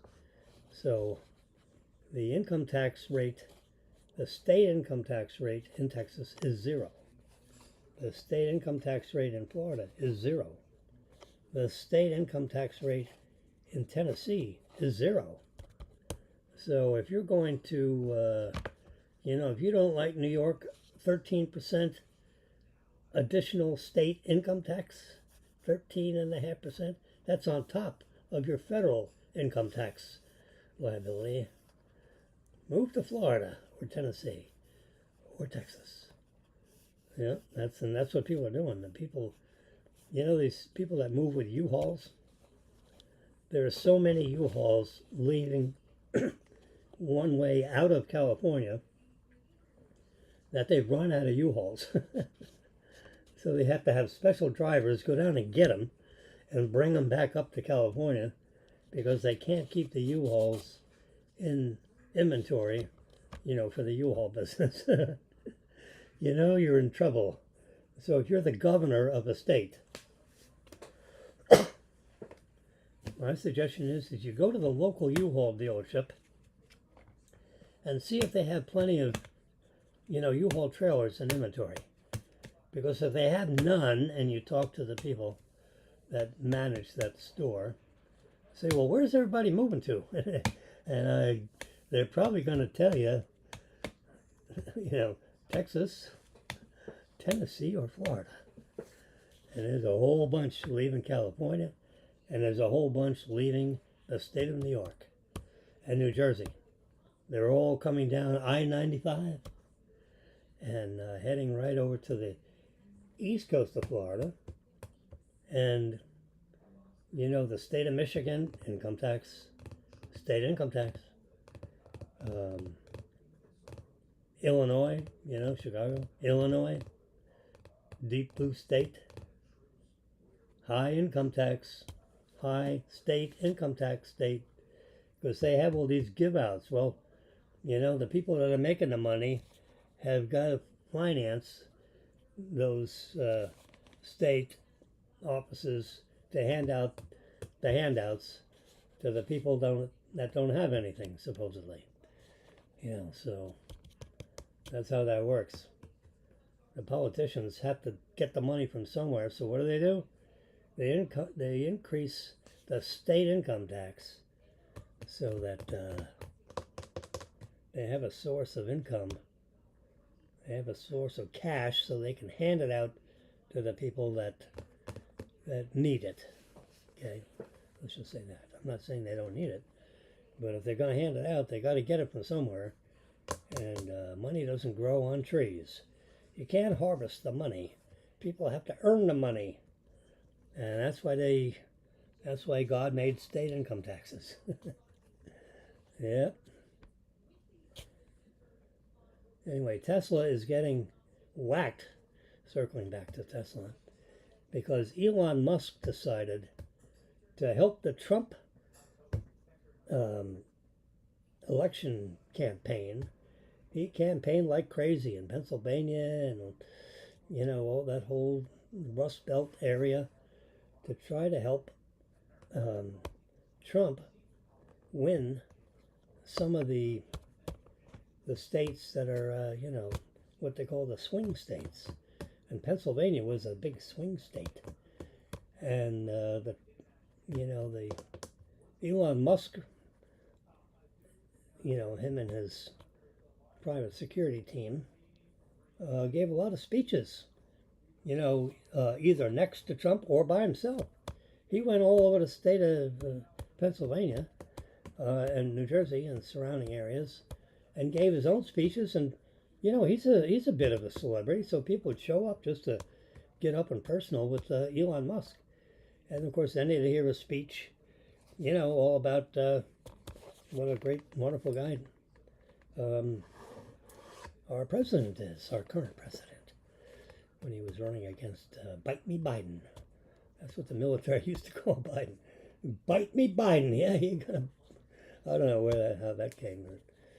You got to call people something, right? Yeah, so, and then once Trump got elected, then they decided about this Doge thing, the Department of, Organization and Optimization. dog with an E on the end. They don't call it doggy, they call it Doge. Yeah. So because you have, pretty much a 50-50 country politically, half D's and half R's, a little more R's than D's this time, because Trump actually won the popular vote, which means nothing other than the fact that it's 76 million as opposed to 73 million. Because it's like baseball, Don't tell me how many hits there were, it's how many home runs there are. So the home runs in the world of national politics is electoral college votes. So you got 312 electoral college votes. You need 270. So that's the score. Don't tell me how many hits they got, because the popular vote is like the hits. The electoral college votes is the runs, where you go all the way around the bases and you hit the home plate. That's a run. They count those up. And in baseball, he who has the most runs wins. It's kind of like in football. Don't tell me how many offensive yards. How many touchdowns are there? Because you can have a whole bunch of offensive yards and a whole bunch of catches. They have all these statistics. But how many points were scored in the end zone? Extra points, field goals, and touchdowns. Touchbacks. I think that's the only kind of points there are. You get 1 point, you get 3 points, you get 2 points, and you get 7 points. That's it. You got 1, 2, 3, and 7. There's no other spread that counts. And that is, ways in which the ball ends up in the end zone. Touchback gets 2 points. Extra point is 1 point. A field goal is 3 points. And a touchdown is 6 points. That's it. 1, 2, 3, 6. It's not complicated. Add it all up. That's the game. Baseball, home runs. That's it. You don't get extra points for trying hard. You don't get extra points for a lot of hits. It's home runs. Yep. Anyway, so once the Trumper, there he is. There's Trump. There's the head of, touch on that. There's the Trumper. There's the head of, I think, Google. There's, the head of Amazon.com. That's his wife, girlfriend, with incredible amounts of plastic surgery, I'm told. And look at him. Is that a terrible picture of our leader of Facebook? It's like he just saw the Winklevoss. Remember the Winklevoss things? Winklevoss twins. And they accused, him of stealing the whole idea about Facebook. The Winklevoss brothers. I just saw them, hanging around Washington. Hey, look at this. There is rumor that the iPhone is going to have a flip phone where you fold the phone in half and it's like a square doodad. It's got a screen on the inside and a screen on the outside, so you can see, your level of battery charge. You can see the time and temperature. You can see how many emails you haven't seen yet. Yeah. 2 cameras. So you're going to give up the telephoto camera, my guess is.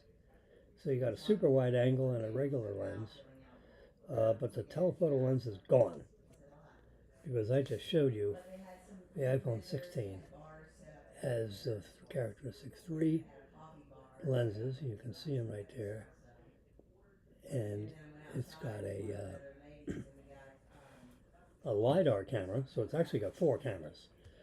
A LiDAR, which is a form of radar. There you go. Which which is on the very bottom there next to one of the lenses. The top white dot is the flash.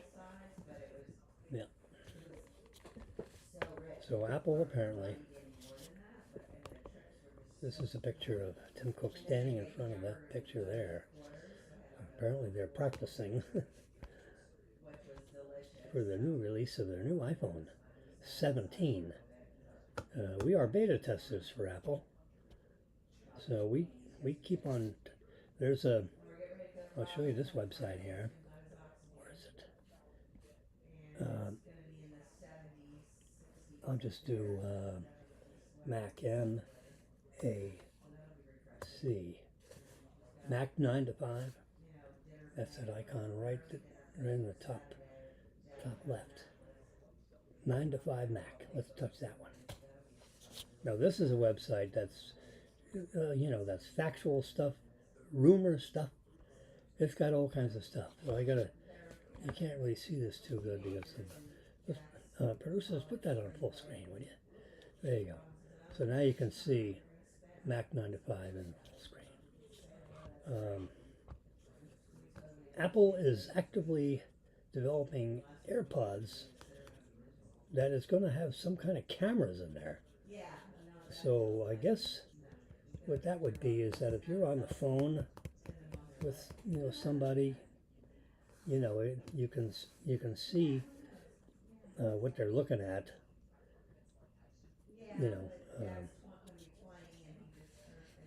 I don't understand exactly what the cameras would be focused on, except for straightforward. Let's see, a new button to take photos from your earpods. That would be curious. Yeah, keep those suckers clean.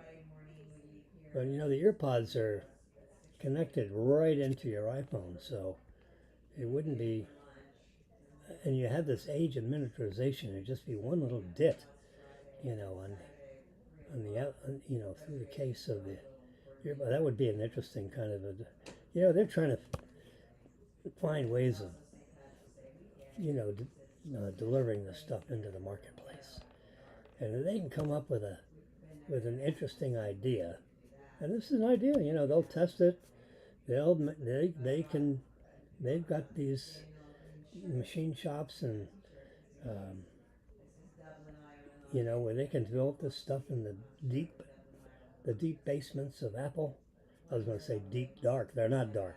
They're brilliantly lit, and they have solar panels all over the top of their worldwide headquarters. That big round thing that looks like a flying saucer. It's 4 stories above the ground and 3 stories underneath the ground, so it's almost like the Pentagon, except it's round. So they got rumors that they're integrating some kind of camera thing with their AirPods. That should be. And this guy that's floating the idea, this guy, Chi Cow, see that right there in the middle of the page? Chi Cow. He's when he comes out with these rumors, he's tied in with some pretty serious people at Apple.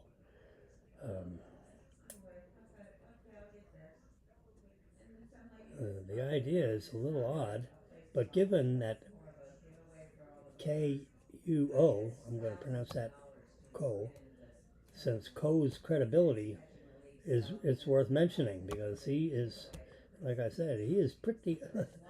When he says something a couple of years, in the future, they're going to come out with something. 9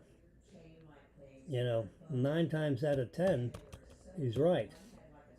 Or maybe Apple, when they're testing something like this, decides, it's too difficult to manufacture, it's too expensive, and maybe they never bring it to marketplace. But I guarantee you, they are working on it. If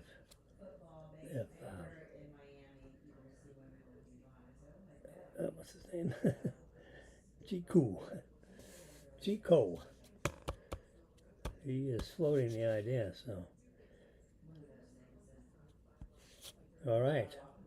There's a report that iOS 19 is focused on bringing current Apple intelligence capabilities to more and new apps in the App Store.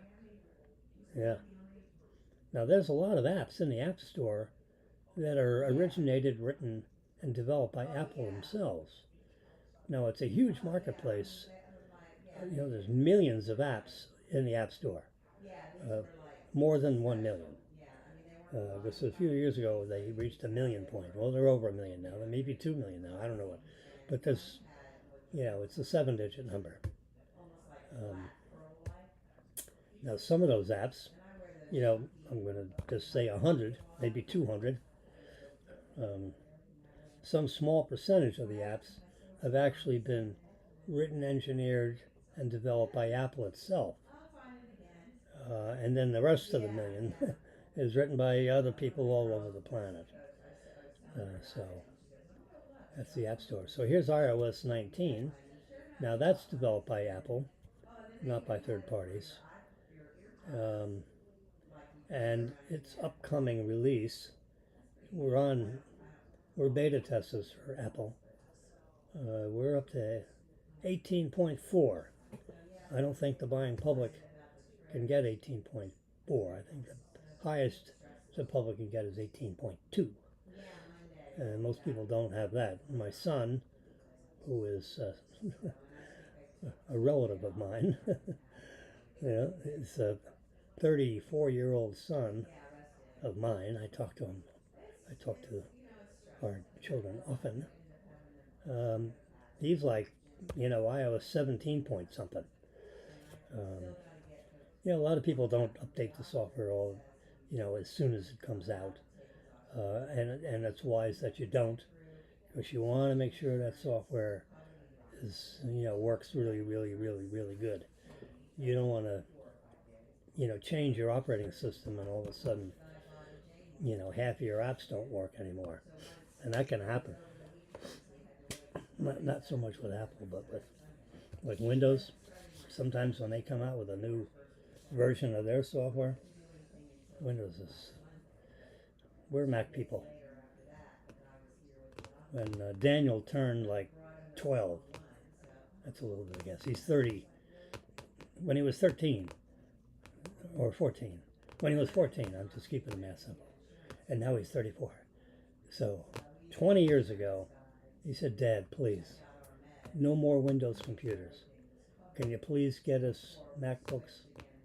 Because it was one year where I announced to the family, we're getting new laptops for everybody this Christmas, which means I had 4 of them, one for Marilyn, one for me, and one for our 2 boys that live in our house. We got a boy and a girl that are older, and they live somewhere else.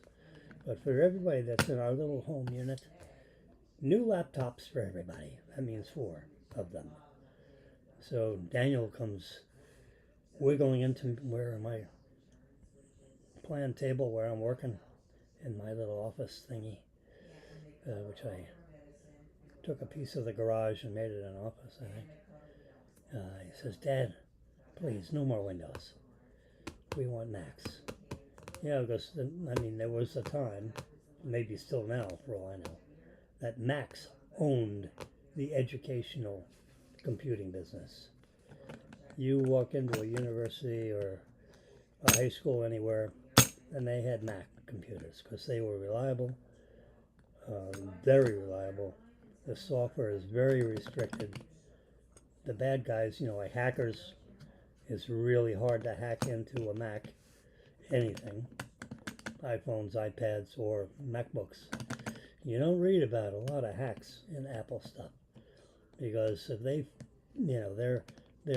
have a very tight operating system, whether it's computers or phones or iPads, or Apple watches, anything that they make, it's hard to get in their software. You rarely read about a story where they hack into an Apple device. Apple can't even get in. They're law enforcement agencies that crawl back to Apple. They just seized some iPhones from some terrorists. Can you please unlock the phone for us? Because if we do if we guess the password on the 11th guess, whoosh, it wipes out the phone. We want to see what's in this guy's phone. Apple, please unlock it. Well, 6 years ago or more, I keep telling the story and the years keep clicking by. But a few years ago, Apple got back to the New York State, law enforcement agency that was, coming after Apple. We got to, give us the backdoor key. We need to unlock this phone. We just seized it from 2 terrorists from the airport, and they got all kinds of vital information. It's a matter of life and death. You got to open these phones. And Apple, a year before that, Tim Cook went to his board of directors and says, you know what, board of directors, we are getting hammered by all these law enforcement agencies all over the world to unlock iPhones. I want you to give me the directive to eliminate any backdoor keys to any of our computer products, Apple products, Apple Watch, iPhones. No more back keys, no more unlock passwords. As complicated as that would have to be, because passwords get passed around and then all of a sudden everyone's got it. Number one. And number two, I have to have a building full of people to verify all these unlock requests from state law enforcement agencies all over the United States, just alone. Forget Europe and all that. China, no more. I want you to tell me the only person that has the password to the iPhone is the guy that owns the iPhone, period. We can't get, we can't get in anymore, period. And that's what they did. The board of directors ordered Tim Cook to tell the company no more back keys, no more backdoor passwords, no more unlock codes for law enforcement. And so they got out of the business of giving out unlocking phones for, terrorist phones for law enforcement. They did a press release to anybody that wanted to read it, including issued directly to the law enforcement agencies globally, and they can't get in the phone. So apparently, listen to this. There is a company. This is. I always tell you the truth. I shouldn't have to say, no, this is the truth. Well, remember, Biden used to say, no, I really, really mean this. Oh, you mean like the stuff you told us yesterday you really didn't mean? That's what a very suspicious press will rumble back to the president. Oh, you really, really, really mean it this time? And you really, really, really didn't mean it yesterday? Well, that's... Anyway, so there's a company. I really, really mean this. There is a company. This is true. This is a true fact, as opposed to a non-true fact. That there is an enterprise in Israel, of all places. They have brilliant people in Israel. You have to say, they have created a device that for the FBI actually went to Apple and said, you got to open up this phone.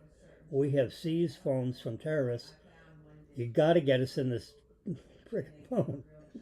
And our technology people, our highest technology people in the FBI, cannot get in this phone. And we've only tried 2 password attempts, but we only got 8 left. And then the phone erases itself. It self-destructs. So please unlock the phone for us. Apple says, no, can't do it. There's no way. We don't have any ability. You may as well put in birth dates here, because we can't unlock the phone. Period. I've got not a court order. I have an order from our board of directors. We are out of the pass key unlock code. There is no such thing in the software as of about 6, 7 years ago. So, but of course, there's an enterprise in Israel that figured out how to do it. And you have to buy a computer from this Israeli enterprise, and then, some wires that you plug into the iPhone. And they have this very sophisticated, I haven't seen it, but I know where I can get it. And they charged the FBI $1 million to unlock the phone. So, the FBI said, well, director of the FBI, there's an enterprise in Israel that says they can unlock the phone, but it'll cost you $1 million in wire or cash.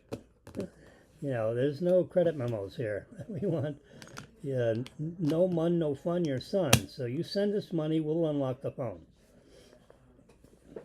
You give us half now and half when it's unlocked. That's the deal. You want us to open it or not? So they FedEx the phone to this Israeli enterprise, and they unlocked it, sent it back to the FBI, and they sent him another $500,000 installment. And this, so some geniuses. Would you think of all the places you can imagine? Not Cupertino, California. No, it's freaking Tel Aviv. Some guys underneath some sand, figured out how to crack the iPhone. And now you can Google this. I swear, I really, really mean this too. You can actually buy the system for like $250. You can do it. $250, not $250,000. You can buy the computer. You can buy the wires, the harnesses, and stuff that you plug into the iPhone, and they can unlock any Apple device. And you can buy this whole setup for like under $1,000 delivered to your door. And you can open up your iPhones or anyone else's iPhone. No matter how complicated the password is, bam, this thing in about 20 or 30 minutes will unlock the phone. But there was a time before they started selling it to the world. They made a lot of money selling it at like $300 a set. Company in Israel figured out how to beat the iPhone. Now, of course, they have to constantly update the software because Apple knows that these Israelis figured out how to do it. So now they're writing their software so the Israelis can't do it. Well, the Israelis then go back to the drawing boards and figured out how they can do it. So right now we're on version, this is like a constant, we're coming up into, we're on iOS version 18.4, okay? I'm telling you. Yeah, how do I know? Watch this. I'm going to do a software update. No, I'm going to hit about. Can you see? We got to get on full screen mode, producers. There we go. See, about. This is my iPad. You see iOS, second line down. iPad OS. That's iOS for an iPad version 18.4. But no, you have to touch this caret. It's 18.4, version 22E5216H.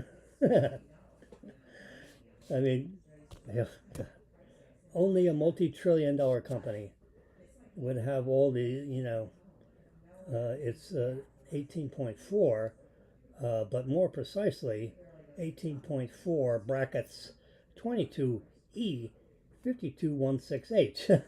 Yes. Anyway, so that's enough of that. So what was I looking at? I was looking at this picture. Where did iOS 19 go? Oh, silly boy. I'm going to finish this up in a minute because it's probably time to... No, that's my United... Oh, crap. Anyway, I was trying to show you a nice picture. Wouldn't it be here in pictures?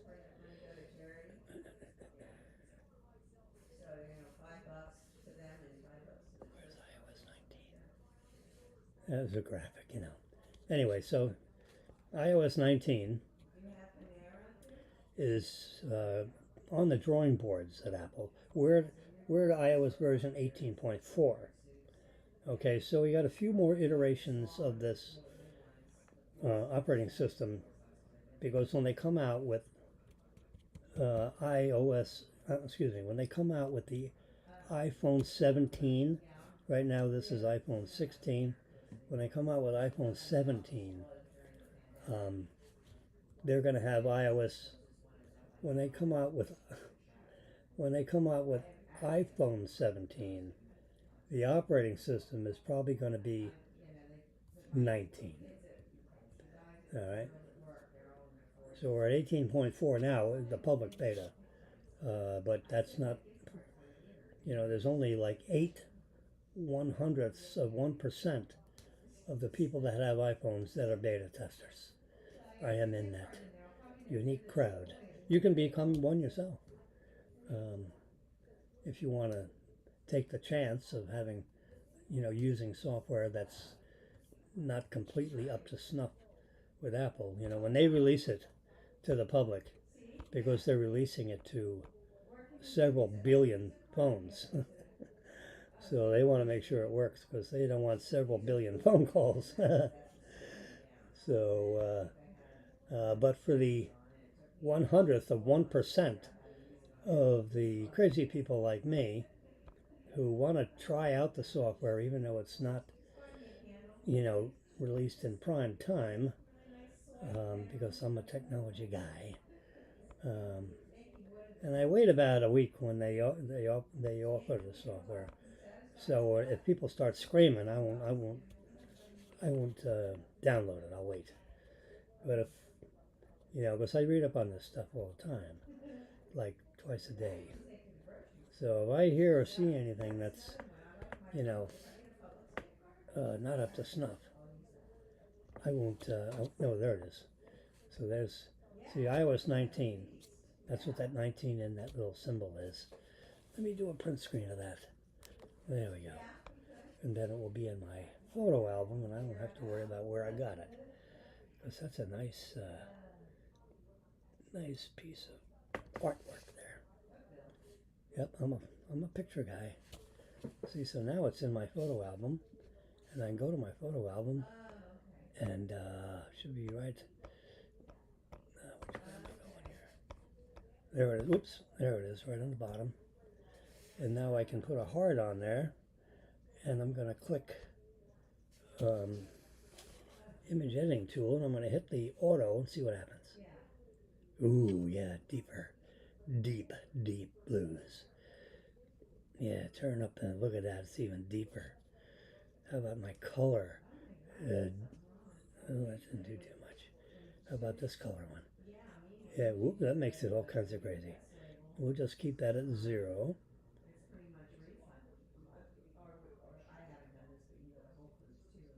Yeah, you can see this line. I'm going to keep this one at 0.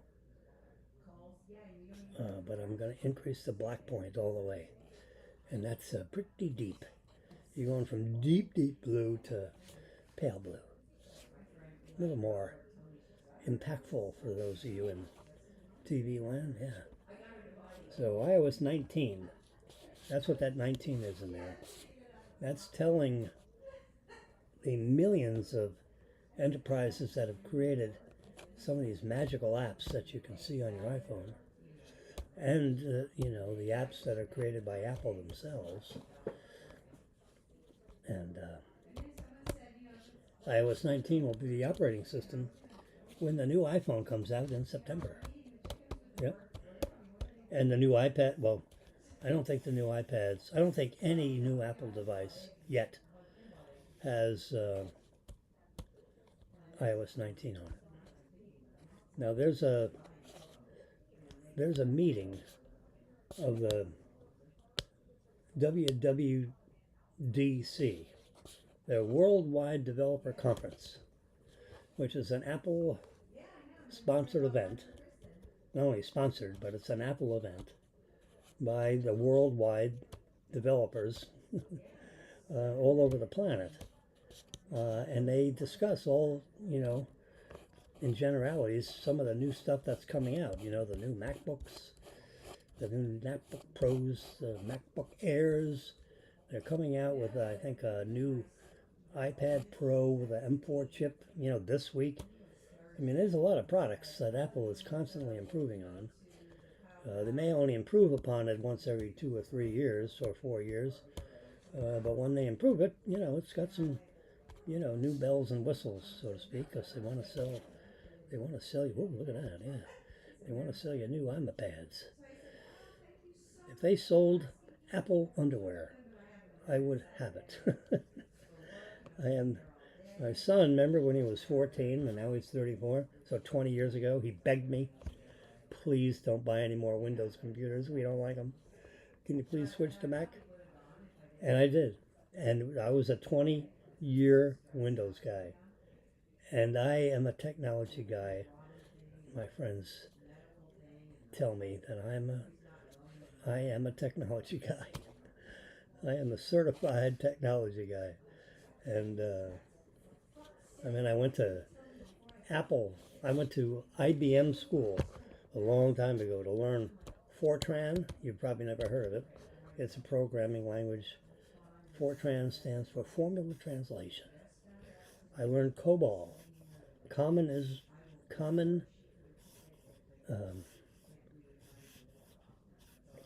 Business Oriented Language. COBOL.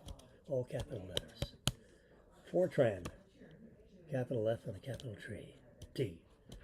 And then what else did I take? I took, there was one other software program.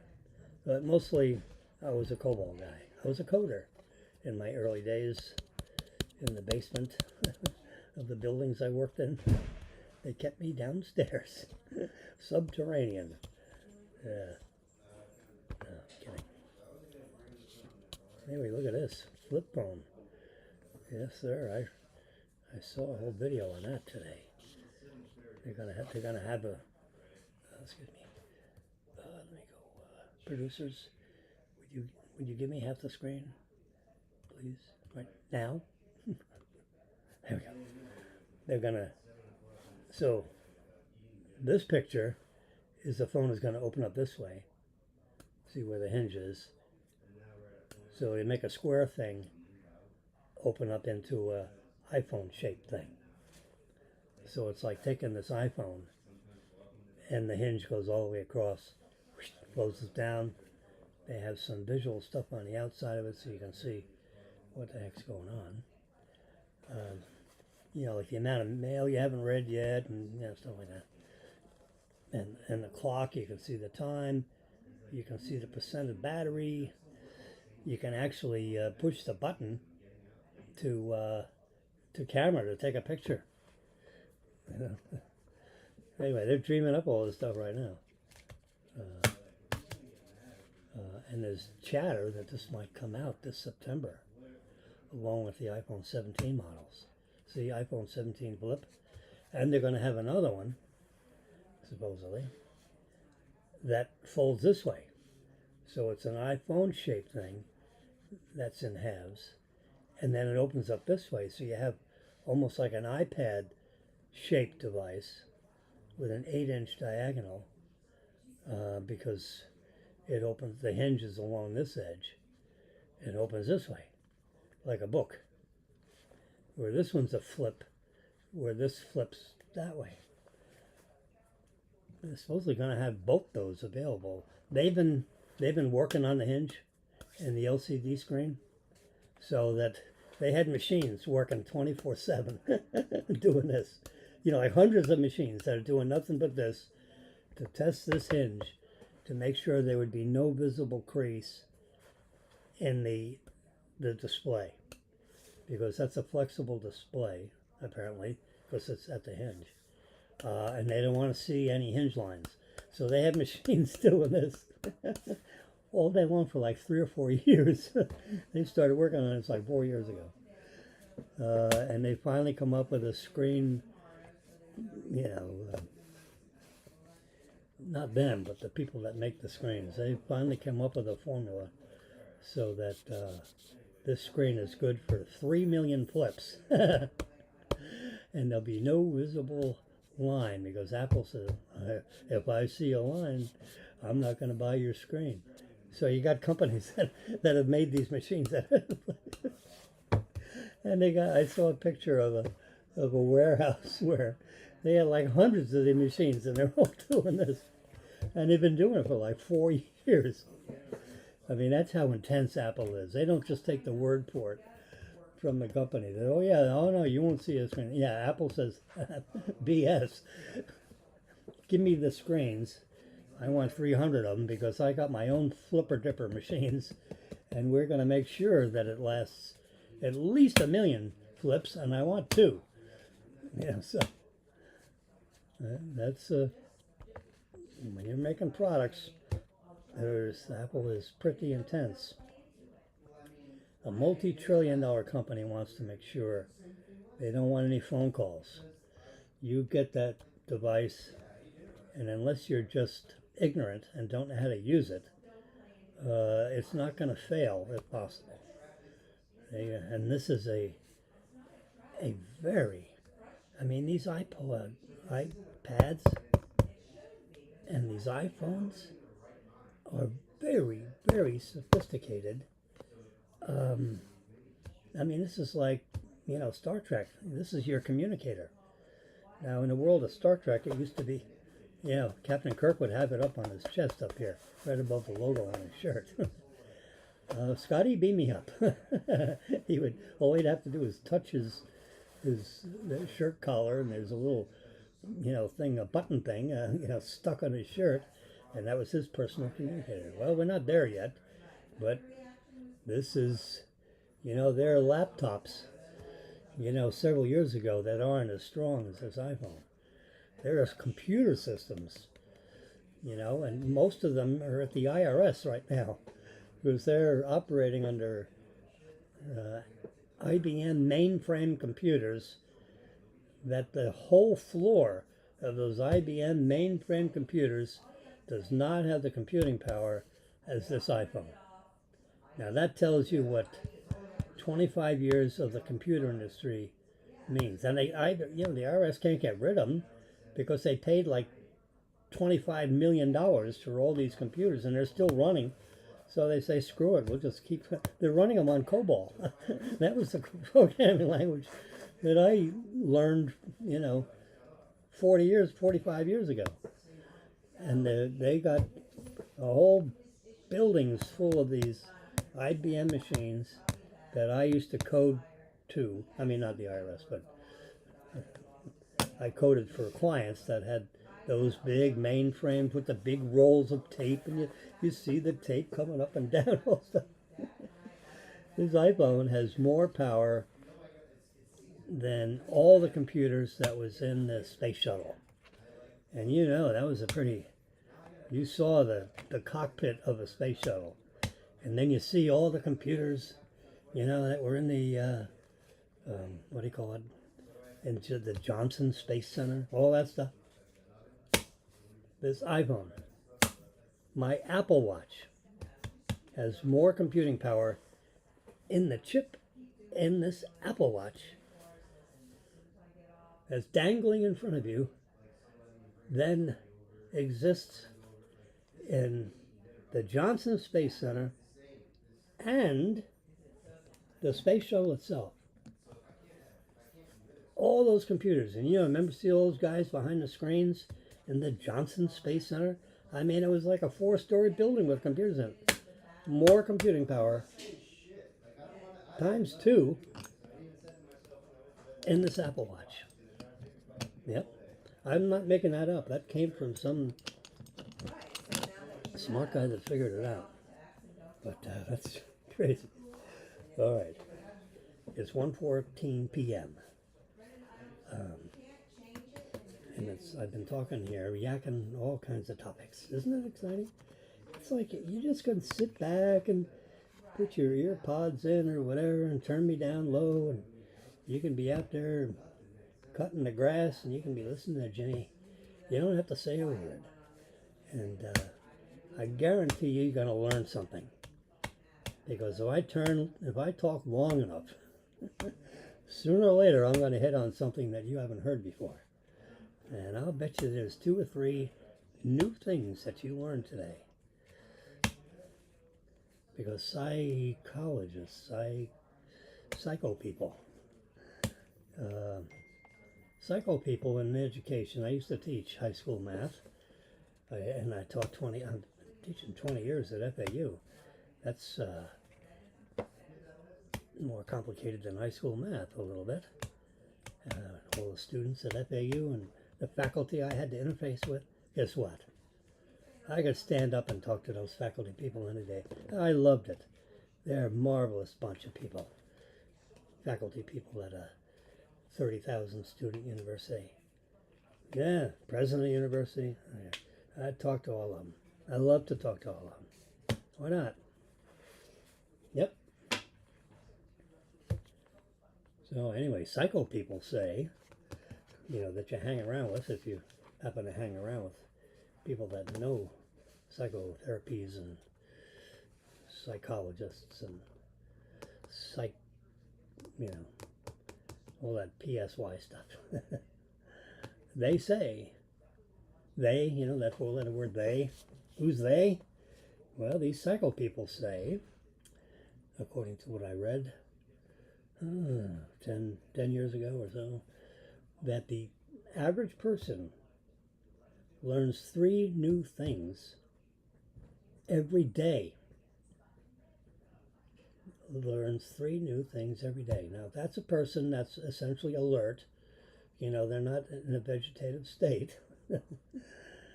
half the country is in a vegetative state. But, people that are out and they read newspapers and they're out and about and so forth, just regular taxpayers. How about that? Regular taxpayers in the United States, they learn 3 new things every day. Now, they may forget 6 things that they learned 10 years ago to make room for the 3 new things they learned today. Now, that part I'm kidding about. But the psycho people, I remember reading an article in one of these scientific journals, like Scientific American maybe. If you can read all of the Scientific American, you're probably a PhD in something. Yeah, you probably have an advanced degree from Stanford or something, Harvard, Princeton, Yale, Stanford, and, Dartmouth. That's the top 5. MIT, the top 6. My daughter tells me that she's sending our grandson to Oxford. Can you imagine? How cool is that? I said, Oxford where? Are we talking about the color of his shirt? No, Oxford, over in Europe, like, England, Ireland, London, all that. Really? Our grandkid has been accepted for the summer program in Oxford. Oh, wow. I'm impressed. I said, now that's a resume thing. If there's he's a high school junior. So as a high school junior, not a high school senior yet, he's going to spend the summer at Oxford learning about what they teach at Oxford. Well, you go to Oxford for the summer? How nice. Yes, can I still call you? First name is Hudson. Hudson Jones is going to Oxford for the summer. I have to tell Marilyn that. I don't think I've told her yet. Pretty cool. I'm impressed. Oh, I just sent my daughter a text message that's like this long. Oh boy. Telling her about the wonderful time I've had dealing with the medical community, trying to get approved, trying to get a prescription, trying to get medical supply people to give me a portable oxygen concentrator for my my airplane ride, or else I'm grounded. My doctor says you can't fly unless you have this with you, because your blood oxygen level, with the stress of an air and everything, may drop in the 70s, and then that means you may fall on your face. I said, ooh, what do you mean I'm grounded? I mean, you don't go. If you go, when something happens to you, you know, you're in trouble and your insurance may not pay because I'm a medical doctor saying you're grounded. You got that? You know what it means? Yeah. So if you've got a life insurance policy or a health insurance policy and you fall on your face while traveling in the airplane, they're not going to pay. I said, yes, you got my attention. So get the equipment. And I said, well, write me a prescription. So he writes me a prescription. And then we have it faxed directly to the oxygen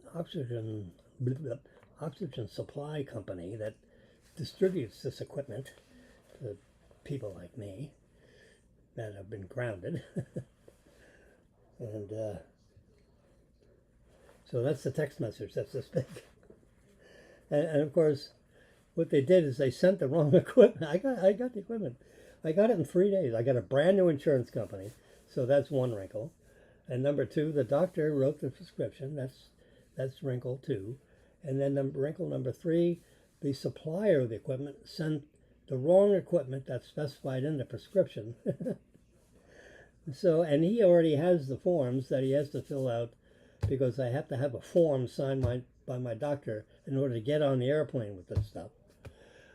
So because they sent the wrong equipment, the piece of paper that he's signing Monday has got the wrong equipment mentioned with the wrong flow rate of the oxygen. Oh, God. So now it's like 3 steps forward and one step back. So now at least this is paperwork, which I can go, I'll go sit in the doctor's office and get the right form. They may get sick of looking at me, but I'll get the form. But I'm going to fax them today. I've got the doctor's, verbal orders. There's an old military thing. Verbal orders don't go. That's I don't know, his eyes and I don't know. There's some people, everything that happens in the military, you got to write it down. You got to send an email or a text or, whatever kind of communicating way in which military people talk to each other. Verbal orders don't go. All orders are either electronic or written. Remember, like you're in the submarine and the ticker tape goes and they rip off this yellow paper and they run it up to the captain of the submarine. Captain, here's the recent orders that they, ripped off the telex machine that's in the submarine. Yep, verbal orders don't go. So here's orders from command underneath the ground in Tampa somewhere, 700 feet down, and they just issued orders to the submarine over in the Mediterranean. And here's the piece of paper. Do not launch the missile. Not. Oh, Lord. Okay. I've been talking for 2 hours and 30 minutes, and I'll keep going. I was on air 4 hours and 30 minutes yesterday. Boy, did I wear some folks out on that one. Wow. Well, it's now 1:23 p.m., and if no other reason, I need to go into the powder room and relieve myself. So, you don't mind, I'm going to say, you have a great Sunday. Marilyn, I'm going to go over and see Marilyn and find out, because I hear her talking on the phone, probably to her sister in Milwaukee. But this conversation is a lot more interesting, for sure. And I'm going to see if we're going to go out to have lunch or whether we're going to scrounge around in the kitchen. I've got some marvelous spaghetti sauce. Oh, and I made some what do you call it? Some unbelievable pasta. I am a pasta crazy person, and I really know how to make pasta. And there's a little bit of seasoning in there. Put a little salt in the water before you boil it.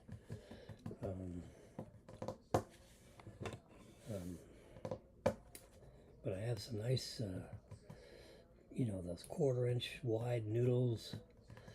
So good. And I have a al dente spaghetti. Oh my God, number 12. Oh, it's so good. Yeah. So I'm either going to have some. I have some mushroom sauce I made up. I've got some chicken gravy. I can put all kinds of stuff on the pasta I have in the refrigerator, which is freshly made. Yeah. Or we go to. I think we could squeeze into Flakowitz. It won't be in line at 125. We're good for about 45 minutes in Flakowitz, or we can go to Publix and get hoagies, or I don't know. Anyway, so I'm done. Goodbye. Have a nice Sunday. We'll talk to you. I'll be back on here at about 8:15 tomorrow morning. So tune in. I'll have a whole bunch of other stuff to talk about tomorrow morning. I guarantee it. Have a good day. I'll give you 30 seconds of my epidemic sound instrumental, and I'll stop talking. I promise. See you tomorrow.